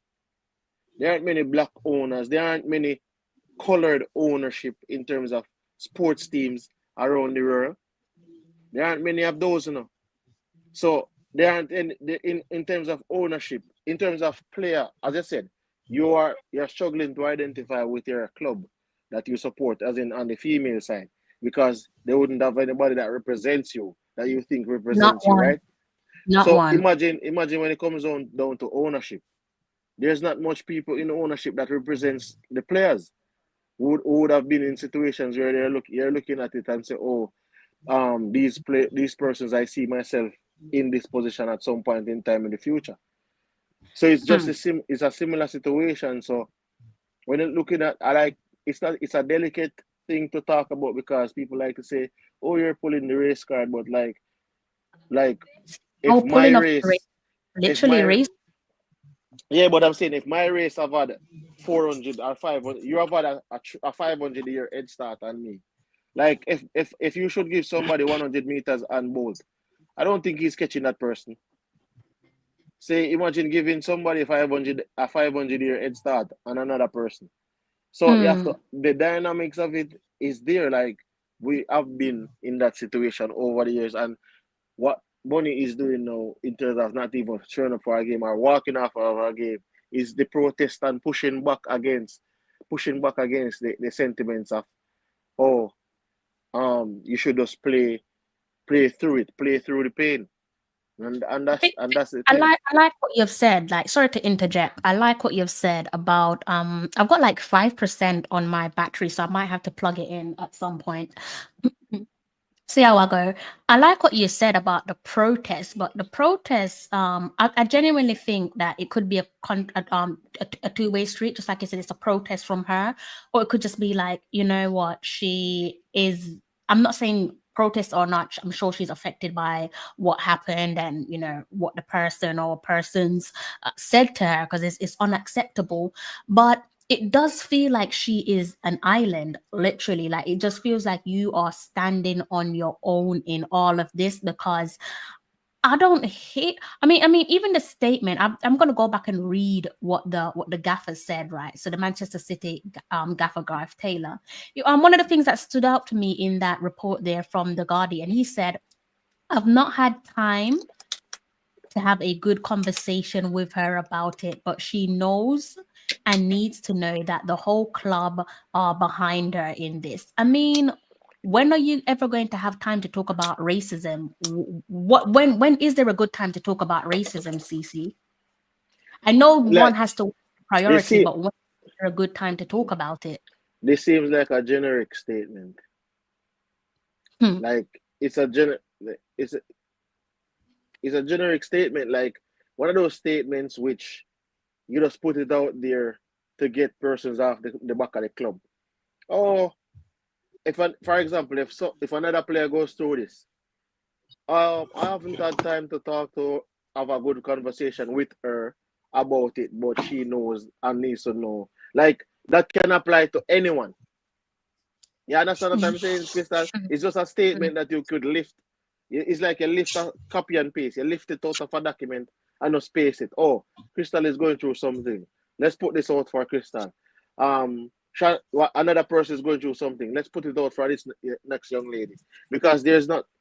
It just fits into the conversation because so it doesn't give me comfort to know that the club is doing everything in their power to make the player know that we are here I for you. agree with you. And Bunny right now, look at all of what she's done last season, the season before, where she wasn't really getting much opportunity.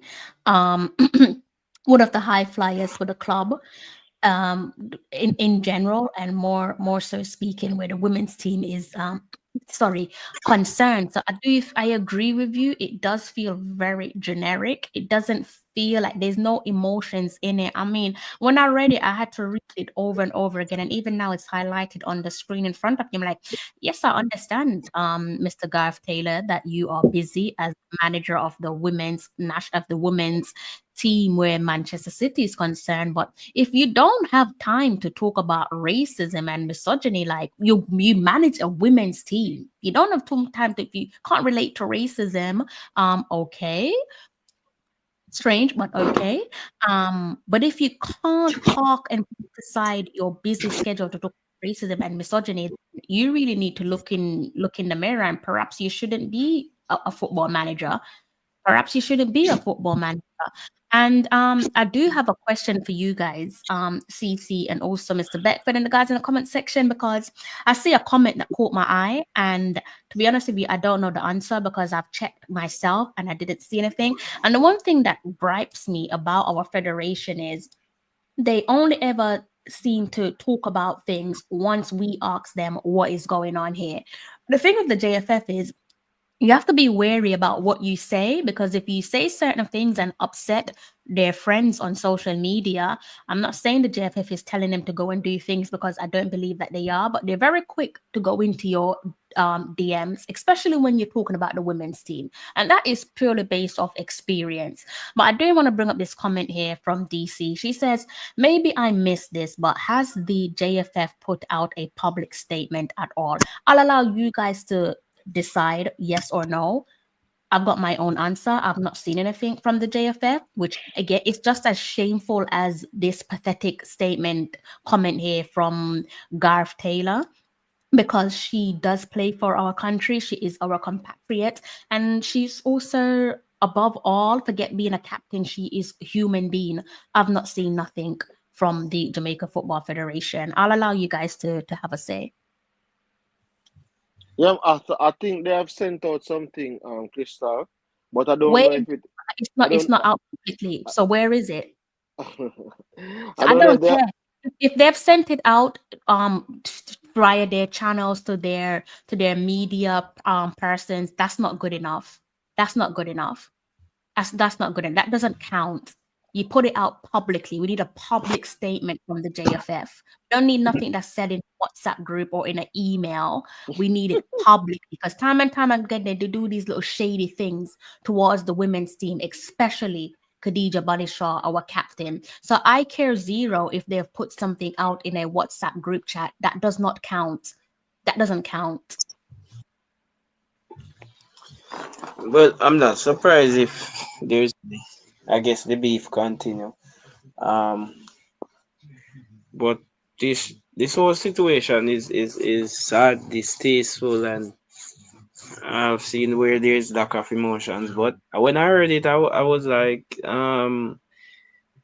people keep on doing these things to black players, and yet still they know that football is an international sport. There's no way the color of your skin should be a topic.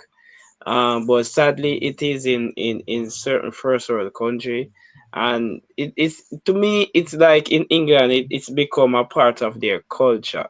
I mean, when something keeps on happening until it become so insensitive, it become deeply embedded in one's culture. So, in terms of the football, the governing body, are the football itself that run the women's league, those in charge of the women's program.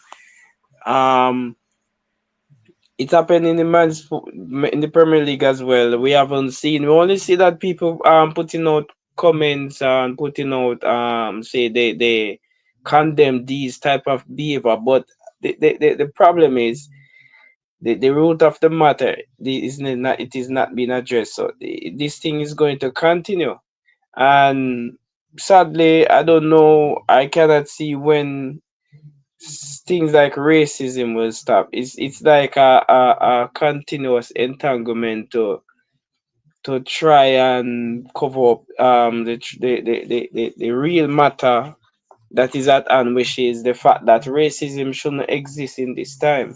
But it's gonna continue, sadly. It's something that I don't want to see or don't want to um something that is very distasteful, because even if I wasn't colored, I would have a problem with it, because people should stop look at a country's race or look at someone color. It's the talent that matters in football. If you're a talented player and this player is talented, it doesn't matter the color, you get the recognition you get.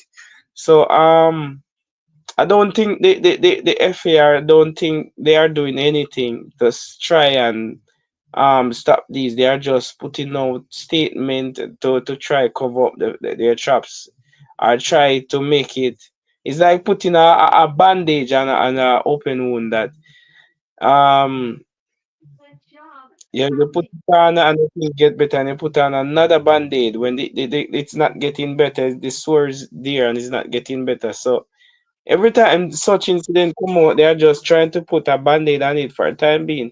And at the end of the day, the real matter is it is not being addressed. So I don't know when we'll see a end to this topic, but I don't Think think Gareth is taking it serious neither, because he's not. I don't. He's not. He's not. But he doesn't have time. He's too busy. He's too busy. More busy than the president. He's too busy. And for me, Doing what?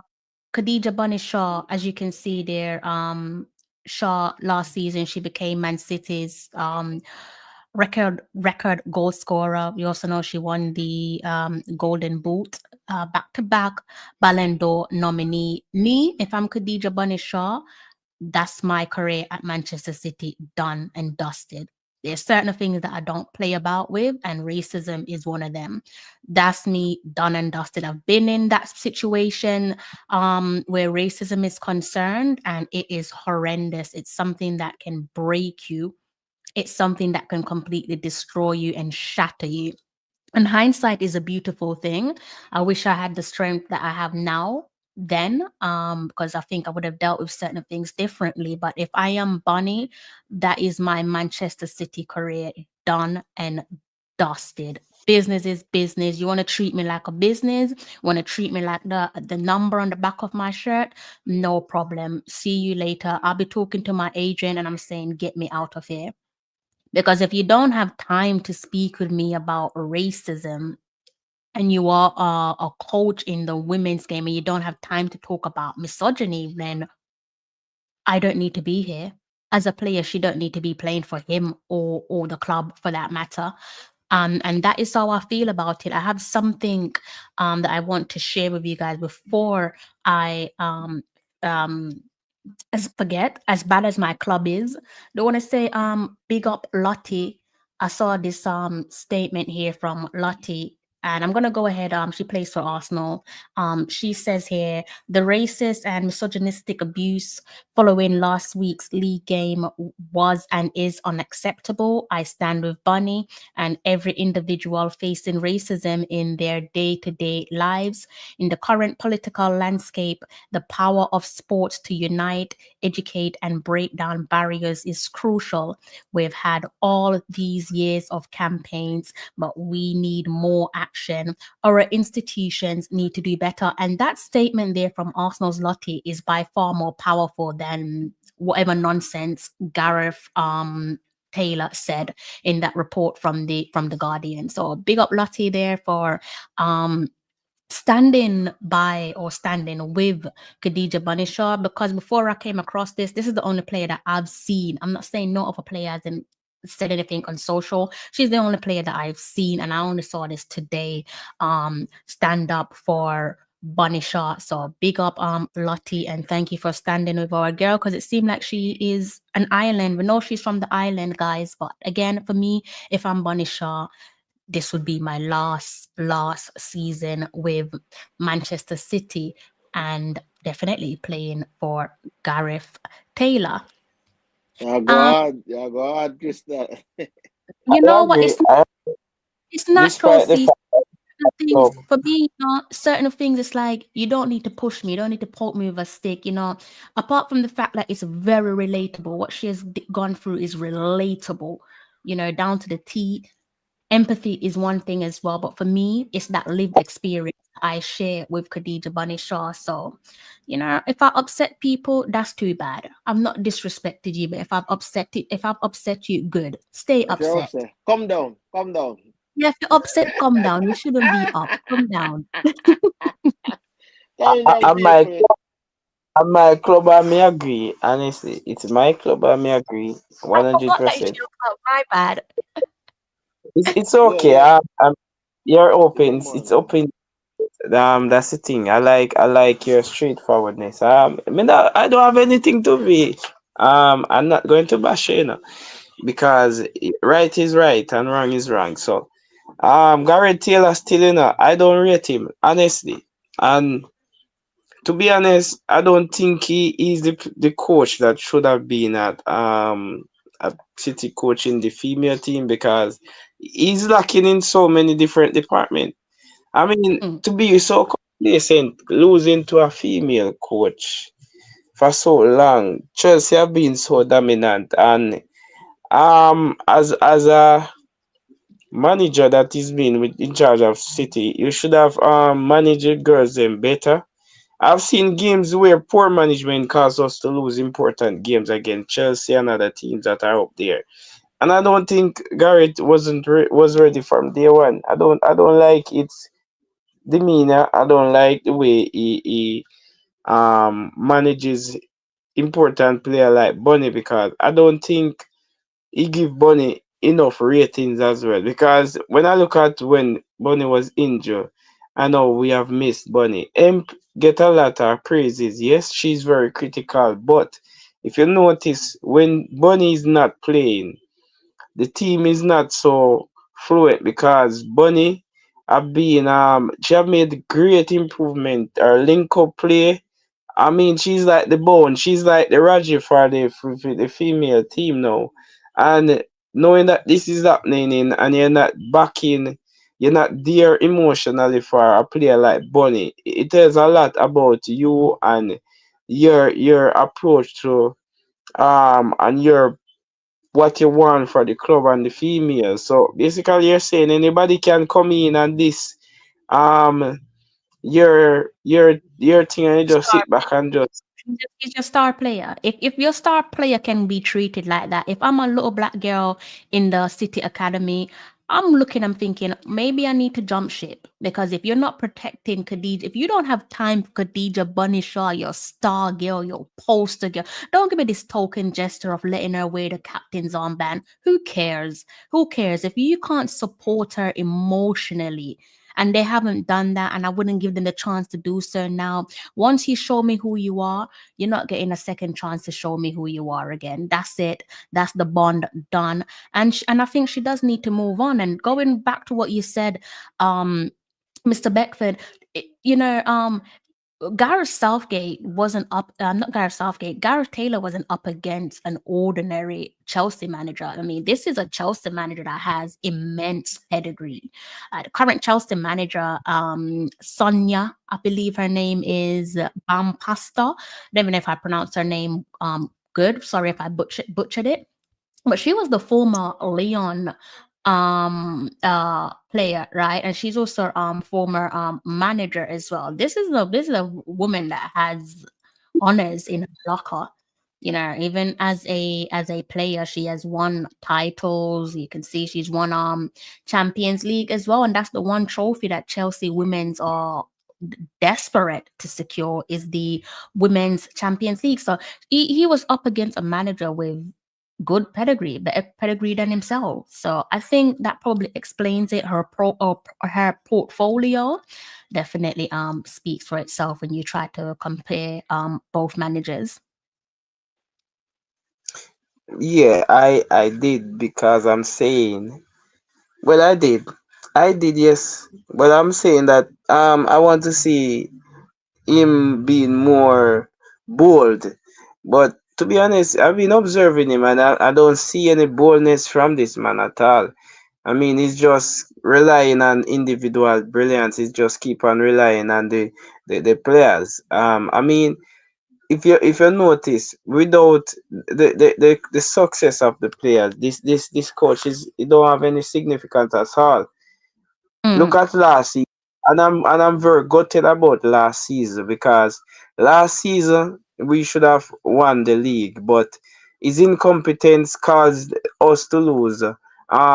Miss out points when Shaw went was injured, and then again it goes to show how important Shaw is to this team because Emp was injured at the time, and with the availability of Emp we still suffered last minute mm. losses to Arsenal your side and I wish other side again did beat us. I think we did drop more points again.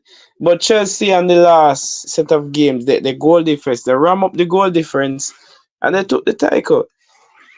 If you had managed the game properly, you know that with if you didn't drop points a certain way, the goal difference won't matter. So it's about you managing the girls so that they can give you the result that is desirable to go on and win. And they're saying at its level, managing a club like that, he cannot see it the way others would see it on the outside to say it's not about certain things, it's about maintaining a certain lead.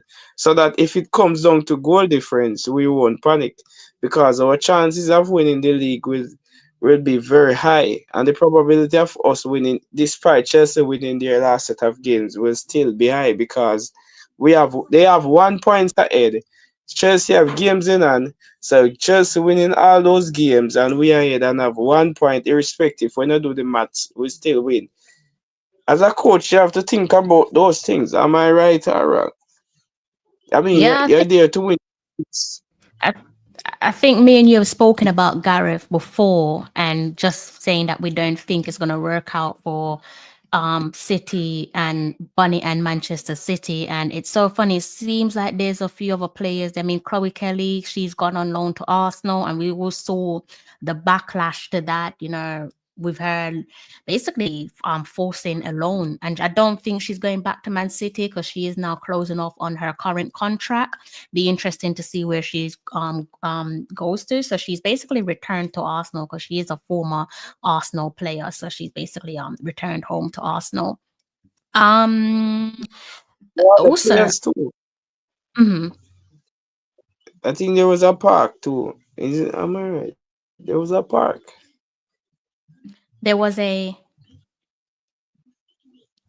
A park at Paris. That was at our club too. A very talented player. Paris. I think she was some Manu. Yeah, she played for a couple clubs. Played for Lyon. I think she played for Arsenal as well, and then played for, I can't remember if she's still at Man United, but definitely played for Arsenal and Lyon. Let's get up some more conversation going. Let's see. Right, let's change the topic to the Reggae Girls before we close off, guys. Thank you for staying with me, the 28 of you who are still with me. Thank you. All right, we're just about to close off on the end of the show. So, I need two things. I need to see if I can do a screen share. I'm sure you guys can see the first bit of information there on the screen in front of you. So you might want to put this one in your diary. According to Google, we have two games coming up against Brazil, and that is for the women's team. Sorry, guys, I'm trying to multitask. Yes, so we have two games coming up against Brazil in the summer. That is um, June 1st and June 5th. Mind you, the dates will probably shift to June 2nd and June 6th, depending on your location, depending on where you guys are located. Right. So, what I'm also going to do before we continue, I'm going to give you a brief little reminder of what we looked at the last time we spoke. Right. Again, this is just for context. Let's go ahead and look at the FIFA women's calendar. Right. Let's take away the headline. Go ahead and look at the FIFA Women's Calendar. We're now into February. Gentle reminder. So you can see here between the 19th and the 28th of February, we should be having a maximum of 2 games played, right? And this is according to the FIFA match calendar. Um, However, there is some reports floating around in the air. Obviously, we're still waiting for the Jamaica Football Federation to let us know if it's concrete or if it's just a rumor. But as things stand, it is being reported there that the Reggae Girls, the senior women's national team of Jamaica, they are rumored to be playing against Paraguay on February the 22nd and also February the 25th. Not great. Let me know what you guys, and that's no disrespect to Paraguay, has nothing to do with Paraguay as a country. It's just like what we said, the information right there in front of you says maximum 3 matches. But here we are again. And I do feel sorry for the players and probably more so the backroom staff. I do feel sorry for the coach and the backroom staff because I'm looking at this. It's a habit there. We saw it last year where we played similar circumstance. I might have to just go back a little bit. I've gone back too far. um which one is my tab? Let me just see if I can find something for you guys so I can bring up some information. I'm going to switch my tab in a bit, but I've kind of lost myself. I need to kind of figure out which tab I'm looking at because I'm actually looking at multiple tabs. Think I found it. Right. If we just backstep just a little, let me go ahead and change this so you guys can see where I'm coming from as it relates to the women's team. Still hasn't been changed for you guys. I might have to close this tab and bring it back up. All right, guys, let's go ahead and close this. Technology is beating me bad right now, but I'm gonna have the last laugh. All right, so you should be able to see the fixtures there, previous fixtures, right? And you can kind of see that little habit there that we're talking about. So you can see here friendlies. Again, we've got Brazil coming up. Clearly, there's a relationship building there with Brazil. I don't think if we keep on playing against Brazil, they're going to give us any discount for the FIFA Women's World Cup in 2027 when we qualify. I think we have to pay the same rate like everybody else. So we got another friendly coming up again in June, double friendly there between us and Brazil, Samba versus Reggae. But again, Well, it's quite. Crystal, sorry to Mhm. break you, but how are we able to get so many games against Brazil while the men only can play against Trinidad? No disrespect. I think that one speaks for itself. You know, you want to party with the big boys, you got to be in with the big boys. You know, you can't be wanting to get into the club, proper club, without ID. You've not really earned the merit. You've not earned the stripes. Sorry, the So boys you haven't say, earned so, the so stripes. you say the girls are the big girls and the boys are Your words. You want to party no with that. the boys, you got to pull your socks up. You can't just be partying with the big boys. Like, But it's serious though, Crystal. When you look at all right, when you look at this graphic that they have put up, look at the mm, teams that Jamaica has played, like the female team. And we know the magnitude. All right, we know the differences. We know all of those things. But in terms of what we're looking, these are top footballing nations. So yeah, France is a top footballing nation. Chile is a top footballing nation. Brazil is a top footballing nation. And we have secured games like as I said, the friendly game. And I'm talking about even friendly. We have played friendlies against some of the countries that are top footballing nations. It's not like we're playing friendly against our Caribbean counterparts, for which we are better than. So it just goes to show you, like as I said, in terms of the guys, mm. that is what one of the things where I would say the women have in terms of getting better, or the opportunity to get better in terms of playing these quality oppositions vis-a-vis I when. like the way I like what you just said there because I am all for it. Of course, no one's gonna say no to Brazil, but to be honest with you, I'm a bit sick and tired of it. One thing I'm really annoyed of is the fact that we're not maximizing these international windows. So again, you know, even back in last year, if I could find like the friendlies around October time, again, we didn't maximize the October window. You know, here we played against South Africa twice. It's a growing habit. And if you look at the pattern, and I just wanted to focus on that pattern, and if you go further up, you can see similar patterns where we've played against one country twice. Like in the same window, for example. I'm not really sure why we keep on doing it. I could only assume. Assumption isn't always the best way to go at things, but here's my opinion. My opinion is that it does feel lazy. It does feel lazy. I mean, if you have the opportunity to create further history in the sense of us qualifying for six FIFA Women's World Cup on the trot, like the president, I think, alluded to the fact that the preparation to the FIFA Women's 2027 World Cup, which will be hosted in Brazil, starts now. And I believe that was a statement that came out last, sorry, last, last year. I think it was round about when we were gearing up to play against France and then subsequently South Africa. So I don't like the fact that we're not maximizing each window. It is very frustrating. I also don't like this pattern of playing the same country during the same window. Like for me, the only reason why you should be playing against the same country for the same window is if it's over a two-leg period where it's quite obvious that you need a winner and it's home and away, so you play. But to be playing against whether it's Brazil or Canada or France twice in the same window, 2 out of 3, and not have a third match, a third encounter against another nation. For me, as I said, I feel sorry for the backroom staff and the gaffer because to me it just feels as if you are either intentionally or unintentionally handicapping the team. I don't know if you guys agree or disagree with that. Well, you have a point.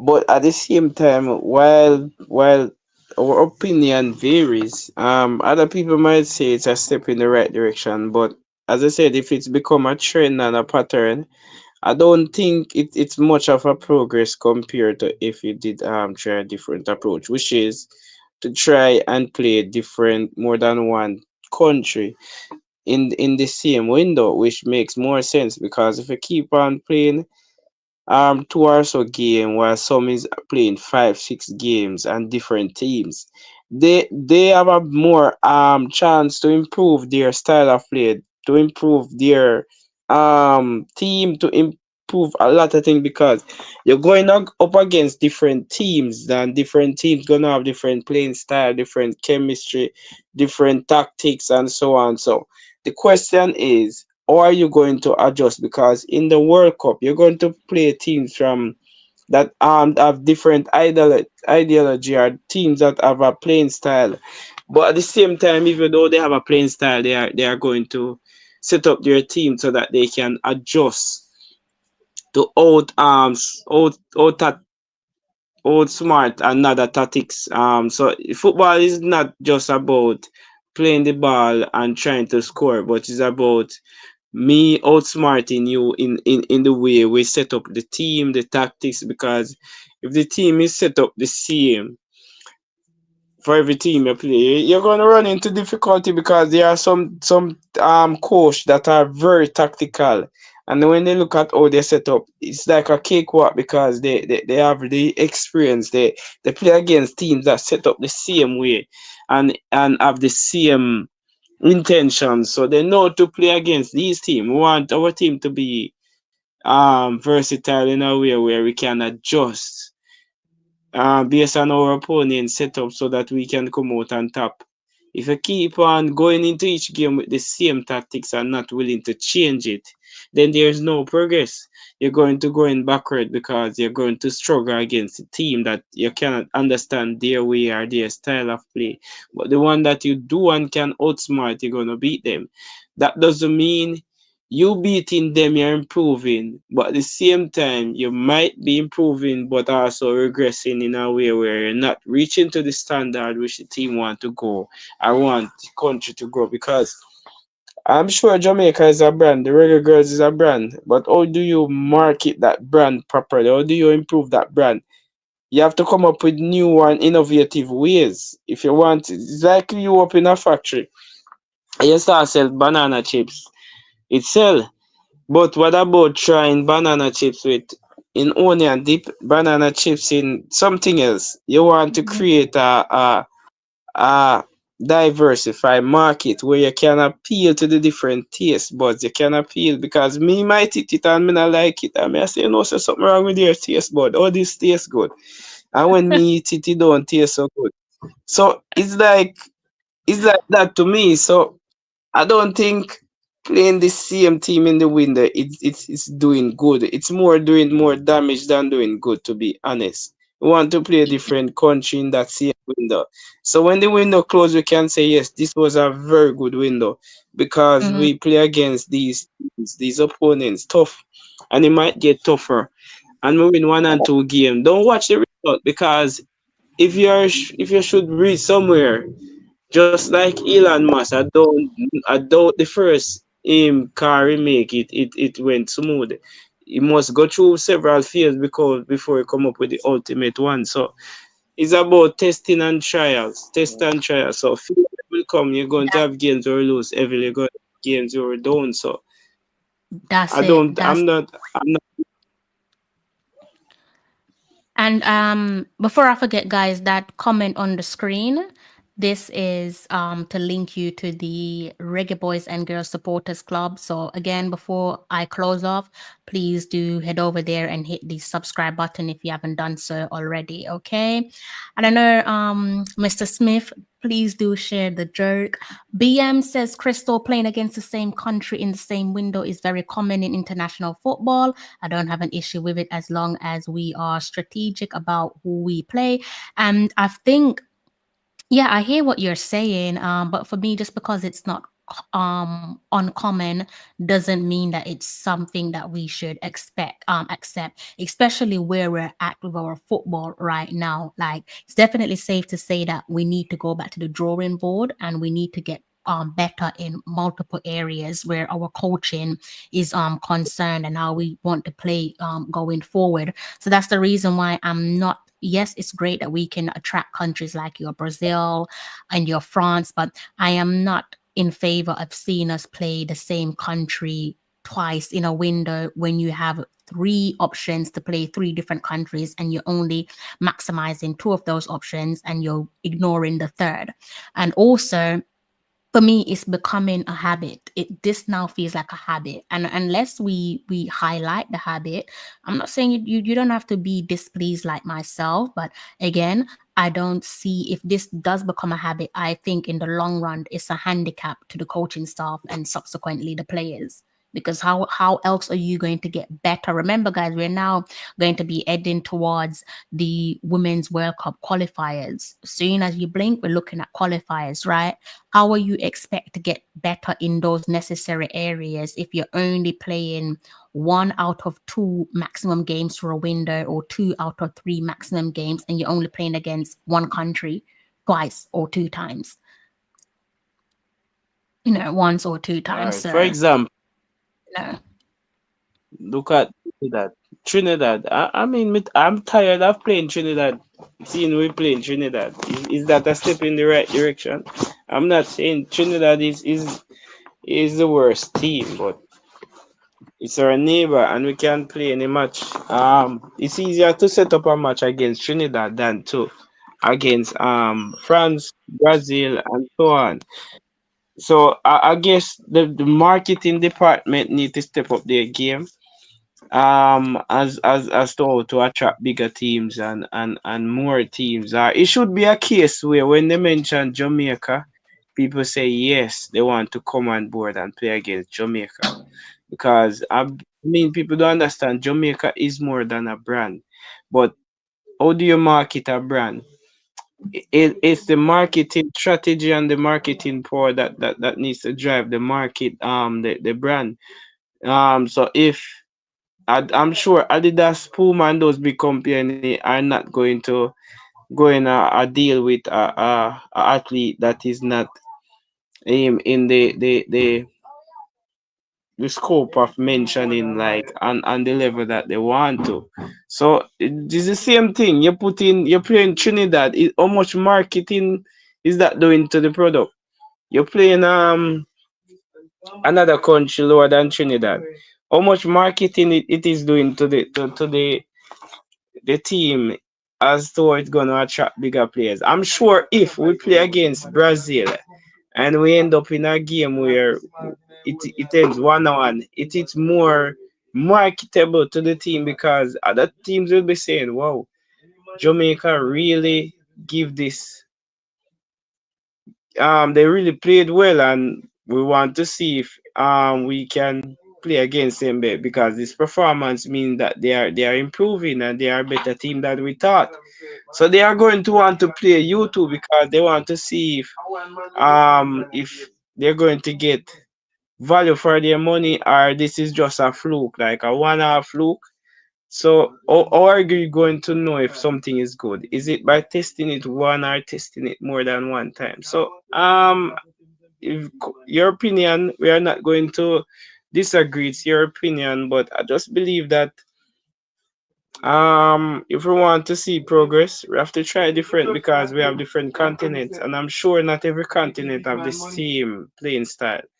And football No. is a game that have different styles. So Yeah, I just think again, I've got about less than 5 minutes to go, guys. I just think it's they're dragging their heels. I mean, if you look at the calendar there in front of you, I'll have to switch my screen. It says here that for February, the dates are from the 19th to the 28th. So we're a little 1 week away from what should be, say, match day one, for example. However, as I said to you guys, if I go back and look at what I was looking at, let's see if I can get it back up, pertaining to this window, we're apparently set to play against Paraguay the 22nd and the 25th of February.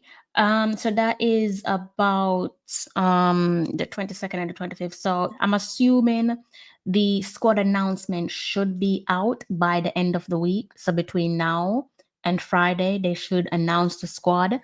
Bit of a shame that there's still no marketing done around the senior women's national team. And I'm really not interested in tired excuses like they're playing away, so there's no need to market it. Jamaicans are based all over. And some people, we're not all from the same salary bracket. Some people can afford to fly to Paraguay if they feel like it and go and watch their team play. However, if they're a football fan and they can afford to flex their muscles, they're probably not going to be doing so now, because up until this point, they probably weren't aware that we're set to play against a country. Again, it is reported out there, guys. Nothing official yet from the Football Federation. Be interesting to see when the news breaks pertaining to who we're going to be playing and also those dates. But more importantly, the squad announcement, which I've already said should be out between now and the end of the week. Okay. Any final remarks there from yourself, Mr. Beckford or CC Sports?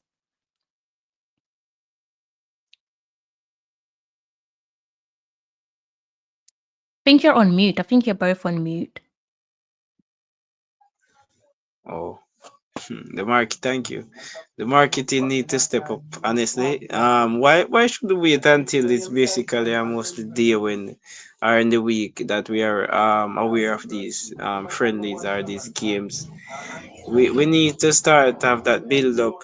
Who knows? I'm sure a lot of person might miss out on these games that are actually in the country that really want to go and watch and support the girls. So it's not just about those that are in Jamaica. What about Jamaica is all over the world, so and I'm sure they are aware of that. So when you could have probably 10 or so more person going in terms of they playing somewhere where it's just that country alone, fans in the stand.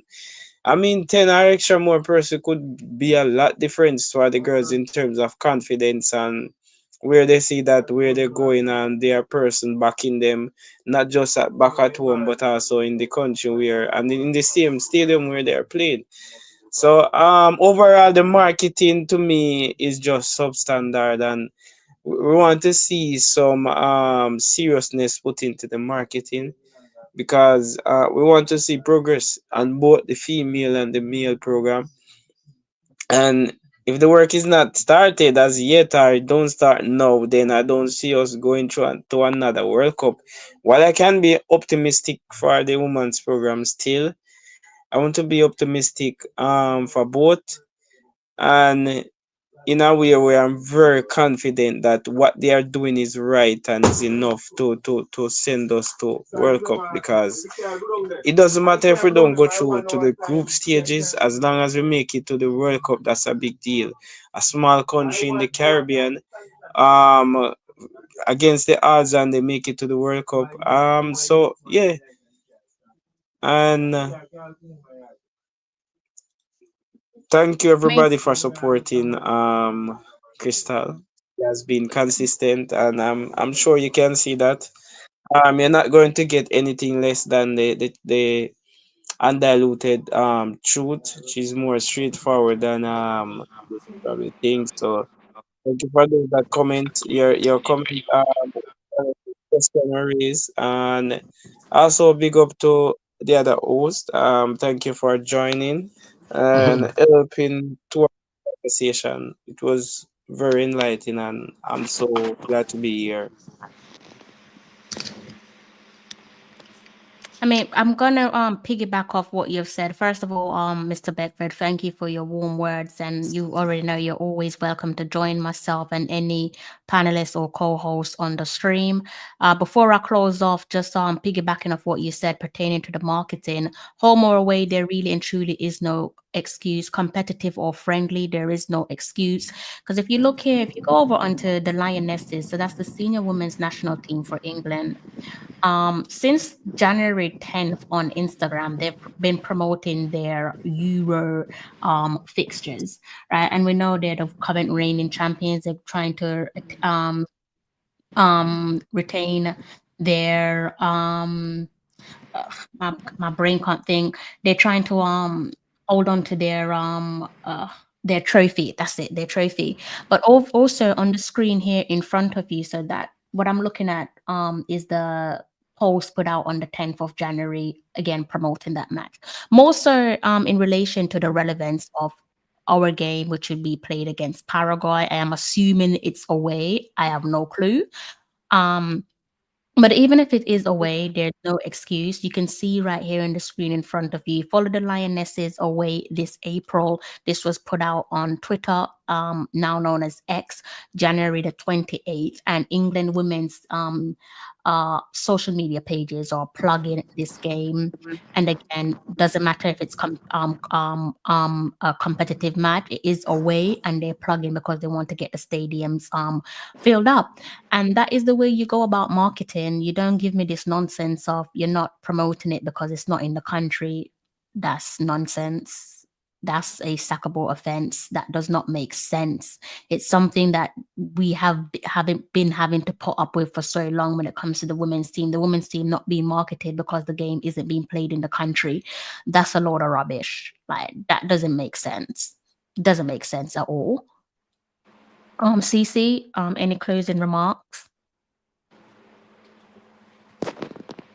So, yeah, closing remarks for me, as you highlighted, your major topics. As you can see, Crystal, I just wash my face, you know. Lucky for you, I still need to do the same. I am Yeah, shattered. man. It's 3 a.m. We started, I think, well, about coming up to 1. I think we started 12:30. I think we started my time. I'm knackered. Yeah, you're time. Yeah. So with regards to the topics, as I said, you know, the L, we're up with L, L chain right now, but, you know, we are going to bounce back. But, I mean, as I said, some crucial points we touched on where, you know, I think, as I said, I think the female, as in the coach for the Man City women's team, hasn't really distinguished himself in a good light, or hasn't done enough to convince us that he's on the side of Bunishan. It kind of speak volumes, like what he said, or that comment that came out. That comment that came out, as I said, it's like a generic statement that he would have made, and it doesn't. Like for me, as I said, the young lady that would have posted, the female footballer from Arsenal that would have posted um a statement in support of Bonisha did far more than the club that playing for, and the club that she would have helped and propelled up into the spotlight, right?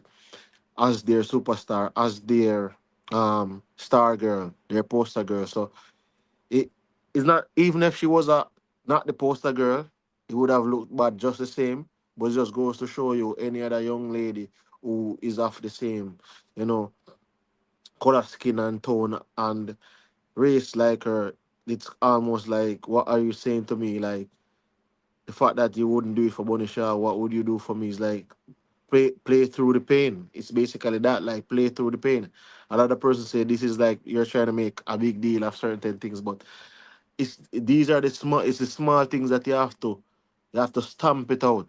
You have to stamp out things before it becomes a pestilence.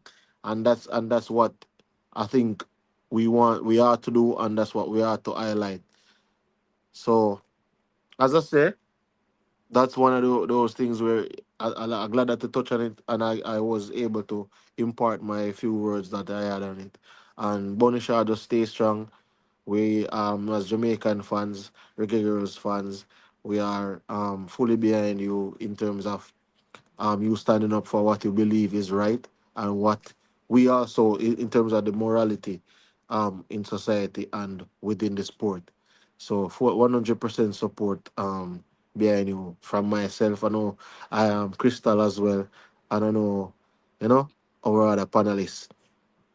In terms of the other aspects, the Jamaica football not promoting, in terms of a Reggae Girls fixture coming up in February. I haven't really seen anything, so you can know that the promotion is lackluster. And I think you have to. come out and do more in terms of the promotion. You see, people that always say we want fans, we want people to turn up in the stadium, we want people to do this and people to do that. But you have to understand that people have lives and there's priorities, and some persons set their calendars in advance. So it's like the last minute. You will always have the last minute people. Oh, much I go on tomorrow. All right. Much I go on. All right. You understand? But then you have people who are professionals. Some of the persons that I've seen at games are actually working people, like people who have 9 to 5, people who have kids, people who they have to basically structure their lives in a way where they could do to attend matches. So I mean, you have to deal with it, the promotion of the game or the promotion of the teams a little bit better. Like going in 2025, we are at the stage where we need to be promoting the promotion of the teams need to be bit much better. Like we understand it's on Instagram and all these things. Now that there's all JFF live, I believe that they should be producing content every other day or every 3 days. Like you should be able to give people that update, and that's another avenue because YouTube is where people a lot of persons are watching now, and a video can be on YouTube and people can share it a million times or even more. So I mean, utilize the spaces, utilize the platform that you guys have, and just promote the game, promote, because no, that is even cost effective on you guys. I don't think it's that expensive for you to be promoted on YouTube, because if you have like different type of setup on your running lives, or you're doing a video, or things like that, I just think that it should be one of those things that you promote. Even the game coming up against St. Vincent and the Grenadines, we are not even sure which date it will be held, or which venue it will be held, because the Boys and Girls Championships is going to be held in and around the same time as that fixture. So at this point in time, I don't know where it is going to be, when it is going to be. Like I know it's supposed to be in March, but I'm not sure when it is going to be, where it is going to be. Especially the fact that the stadium is currently in this what I say irreparable damage, or it's just not in, like it's I wouldn't think they would pass for an international fixture in the current condition.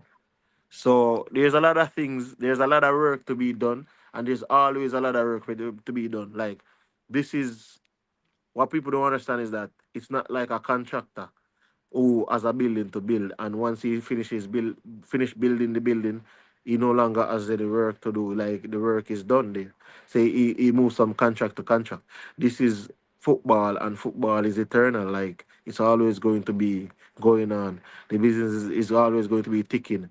You're going to have persons that comes in, and persons that leave. For example, the late great Horace Burrell, Captain Horace Burrell, RIP. He would have been a part of the process over the years, and he's no longer a part of the process, right?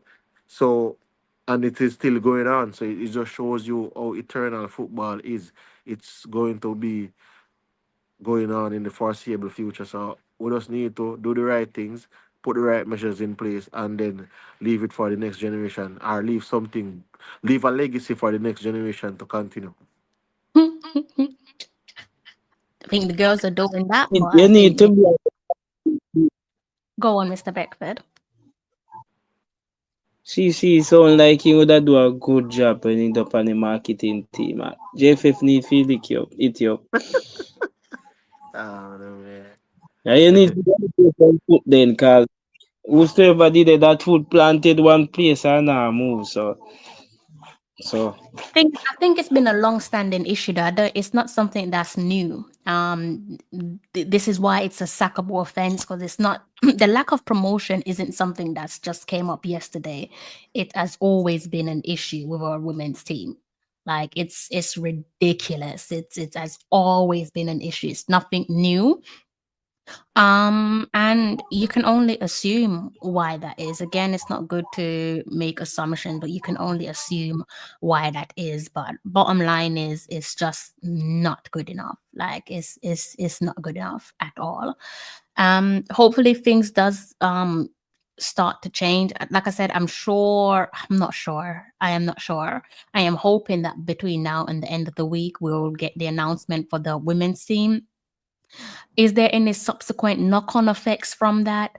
Maybe depend on who the gaffer wants to call up. If he's looking to call up a couple of the college girls, whether or not it's going to interfere with their studies, because I don't know. Maybe by now I think the backroom staff have learned from previous years that they do have to just communicate with the girls as soon as possible, so they're made aware they need to be in camp or they're expected to be in camp. Everything else will fall into place. But yeah, the lack of promotion and marketing around the women's team is a massive disappointment, and there is no excuse. Please don't give us the excuse of the men's team were playing, because you could put out multiple posts at the same time. You could do multiple promotion at the very same time. So that's not an excuse. That's not a good enough excuse. So we're not going to accept that. Yes, we know that the men's team played against Trinidad and Tobago, and to be honest with you, if that has interfered with the promotion and the marketing of this upcoming window where the women's team is concerned, then shame on the person who penciled that into the diary. What were you thinking? I think the evidence is there to say that you weren't thinking, because you also gave us a game during one of the biggest days in the sporting calendar where Super Bowl is concerned. So clearly there's a bit of limited thinkers working for the JFF, to put it politely. But I'm not going to go any further where the Reggae Boys and Trinidad and Tobago are concerned. Instead, I'm going to leave that to Mr. Allen. He will be doing a review on Reggae Boys versus Trinidad and Tobago tomorrow. So do keep your eyes peeled on the Reggae Boys and Reggae Girls Supporters Club YouTube channel. Make sure you subscribe and make sure you hit the like button. CC Sports, where can they find you, sir? You know, I need to start and do about videos. They can find me at CC Sports Lab. Yes, in the lab, people, you can find me. CC Sports Lab, you know. Some call me the poet, some call me the analyst, some call me, you know, the different names, but CC Sports Lab, one CC, I like never that. Yeah, two. you do need to get back to doing some more videos. I don't know, maybe we need to link up and do a couple videos, especially where the women's teams. Yeah. But I'm gonna do some more videos. So I need to do some more videos on the sports, like different topics. The last video I did was, I think it was a basketball video about the Anthony Davis and Luka Doncic trade, which Luka Doncic is gonna play in the next 15 minutes or so, his debut for the Lakers. But I mean, I need to just get back into the groove and start do some more videos. I want to start probably with that same situation with Mason Greenwood, but it's Mm, almost as if that's what do they call it? One of those taboo topics, because I don't want it to be like Isaac Hayden, where they were pursuing Isaac for this period of time and all of those things. Like for me, I'm gonna mm, do a video like this, Crystal. Like I'm saying, Mason, listen, I'm talking to you, Mr. Mason Greenwood. What mm, is the hold up? Like somebody needs to be clear with you. England it might sound away, but England don't want you. You have made mm. it abundantly clear. Like you have shown your quality. If they wanted you, they would have selected you. Your players are being selected that are not as good as you. You could have gotten that spot. Do you think they're So going to risk it though? Do you think there was a report some months back that Thomas Tuchel, your former gaffer, was considering recalling Mason?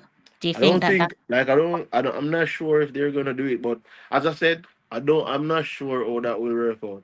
I would just want to speak to him directly to say, listen, look at the form that you're putting up. This is international worthy. You're deserving of a spot in an international team. And there's one team out there that wants you, that needs you, and will welcome you with open arms.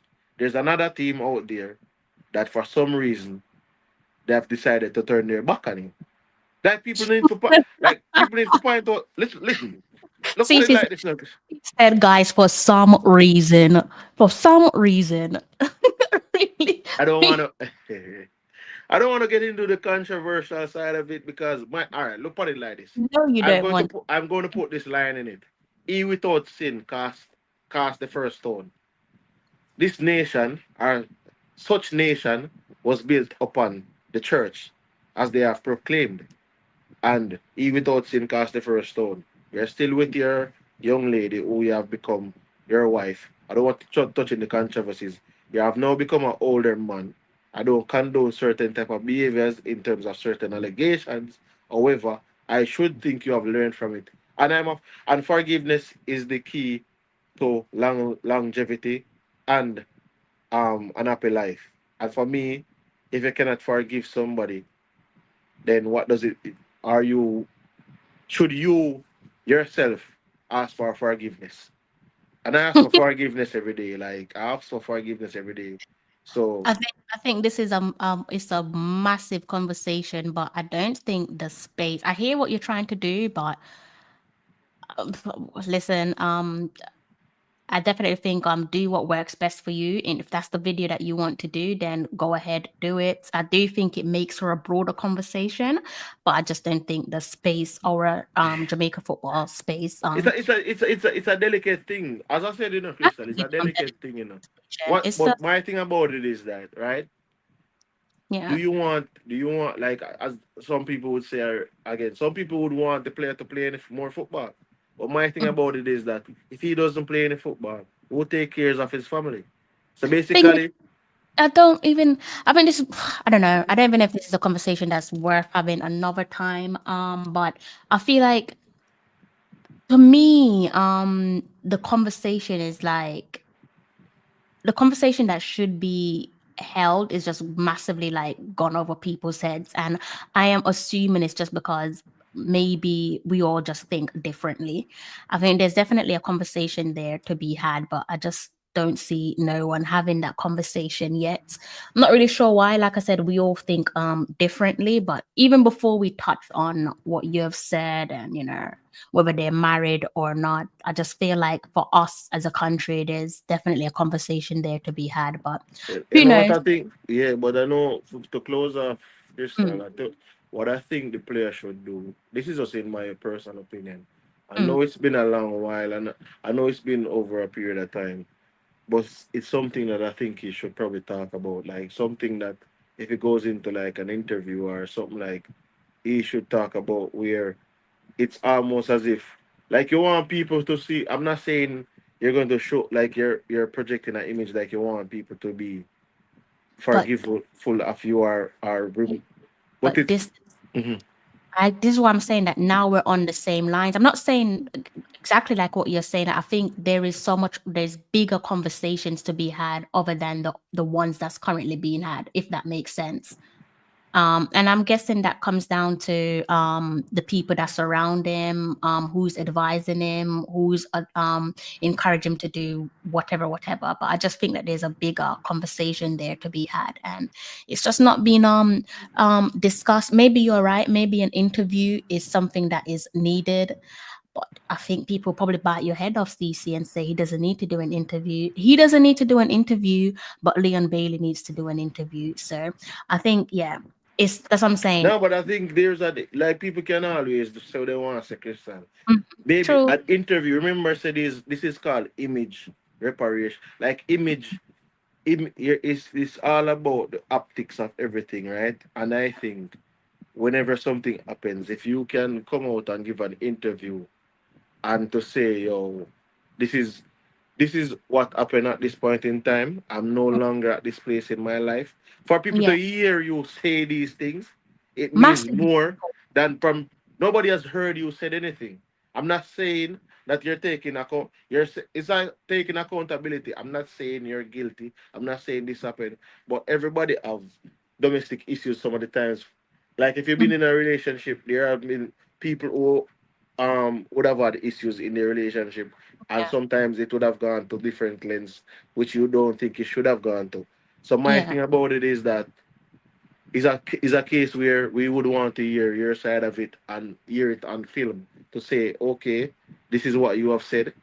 Um, Even if the young lady does an interview separate, this is what she have said, and then that is when you move past it, because currently the family would have probably moved past it in their as in with she and him. I'm not sure they would have moved past it with them things because they're still together, but the Mm. public persona hasn't moved past it. So every time his name comes up and it feels as if he's nearer to Jamaica, some of these things pop up back be- It because will. It will. That's how it's gonna be. That's how it's going yeah, to that's be. what I'm saying. If he came out and did an interview, then it Mm. would people could always refer back to the interview and say, "Look, this is what he said. Mm. We are all human beings. We are all prone to mistakes. We are all, you know, the greatest thing is life, and he did not take a life, and he did not, all of these other stuff added to Yeah, it. I can see it happening. I think you've come up with a an idea that is probably been discussed. Whether or not it would come to fruition, I don't know, but I think that's probably something that is worth consideration. Whether or not that's something that his team would entertain, that's probably a If whole it was different. me, I would do it. I mean, like for me, be, knowing what my name is worth, Crystal, and knowing what my reputation is worth to me. Some people would say, "Oh, you don't need to do it," but I'm like, I would do it just This is to. why I'm saying it's a bigger conversation. This is why I'm saying I think you're probably the only other YouTuber that's come close to even like what I mean by a bigger conversation simply by just even coming up with what you've just said. Do you know what I'm saying? Because like it or not, this conversation is always going to be brought up. Always. I think even if he goes on to speak on record, people are still going to bring it up. It's just part of him now. They're always going to bring up that conversation. So yeah, I think just like I said, bigger conversation to be had, but it'll be interesting to see who has those conversations, whether it's the English FA or the Jamaica Football Federation.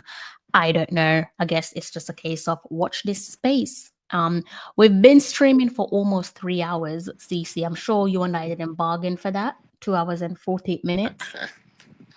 No, I might have to send you the invoice for overtime. Please, I'm gonna send it to Mr. Issa Allen. Eh, He eh, can send us like something non-alcoholic for myself and something heavy for you as a payment. oh my. All right. CC, it's always a pleasure speaking with you. I'm sure. I'm pretty confident that we're gonna do more of these live streams, joint live streams. Um, um, between if I don't have to use your password, it would be great to add your channel to it as well. I don't like having people's password because I like people having their privacy. If not, feel free to invite me onto your channel. I'm pretty sure This I say. I've not been invited over to your channel. I'm not Oh sure yeah. why. I mean, I haven't done any live stream, so that is why I haven't really See, done any live. this is like sexism. Why haven't I been paid? Ah. I But don't like I haven't done Alice. it. Yeah, it's I don't know. How you do me that? Yeah, but I haven't done any live streams as yet. I Yeah, mean, so that's why I was saying I need to start doing more of those things. I and think I should have videoed myself when I was, like, I should have videoed myself when I was doing the analyst thing work, so I could just yeah, put it up on my channel. yeah. I mean, mm, mm, mm. I guess what do you use we transfer? Because Was that? if you wanted to like I don't even know if the file is too big. I mean, I'm gonna have to wait until like at some point tomorrow to be able to download this and then potentially we transfer it over to you and then you could maybe chop it up and put some stuff on your channel if you wanted to.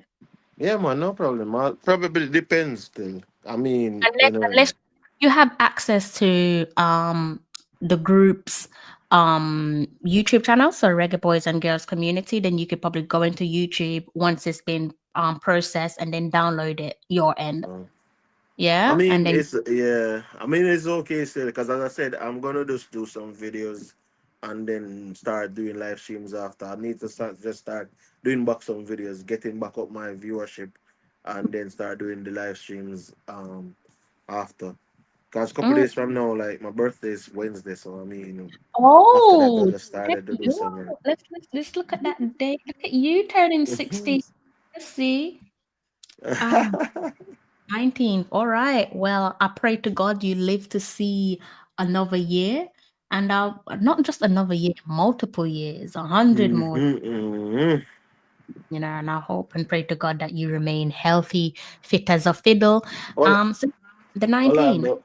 Hold on. Let me show you the. Hold on. Ah.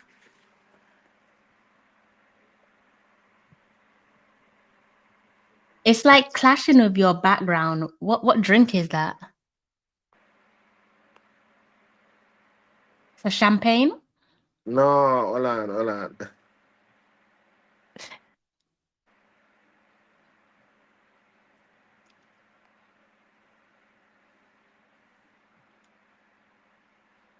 See, now I'm not a drink. What drink is that? It's a Uh, vodka. okay, the strong stuff. The strong stuff. Yeah. Wow, you're definitely getting ready. Okay.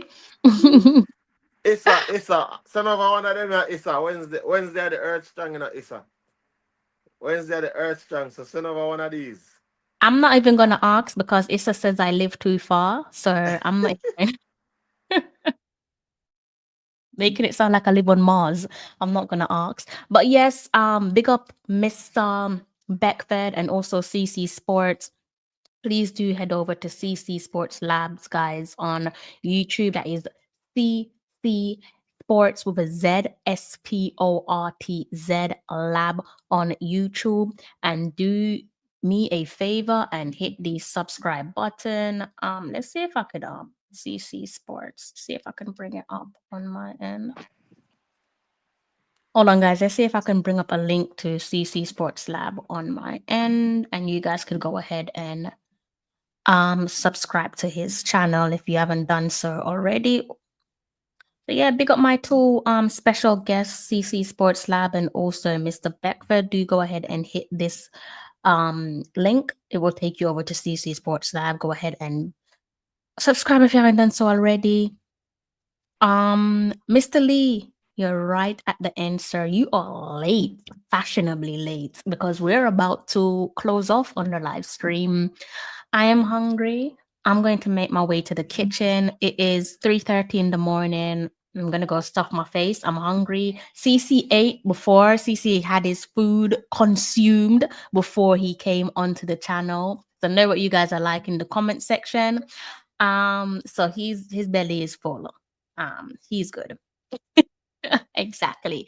All right, guys. Again, let me reiterate, do keep your eyes peeled on the Reggae Boys and Girls Supporters Club YouTube channel. Mr. Issa Allen will be going live tomorrow, and he's going to be doing you a review of the Reggae Boys versus Trinidad and Tobago international friendlies. So do keep your eyes peeled for that. That is all from me.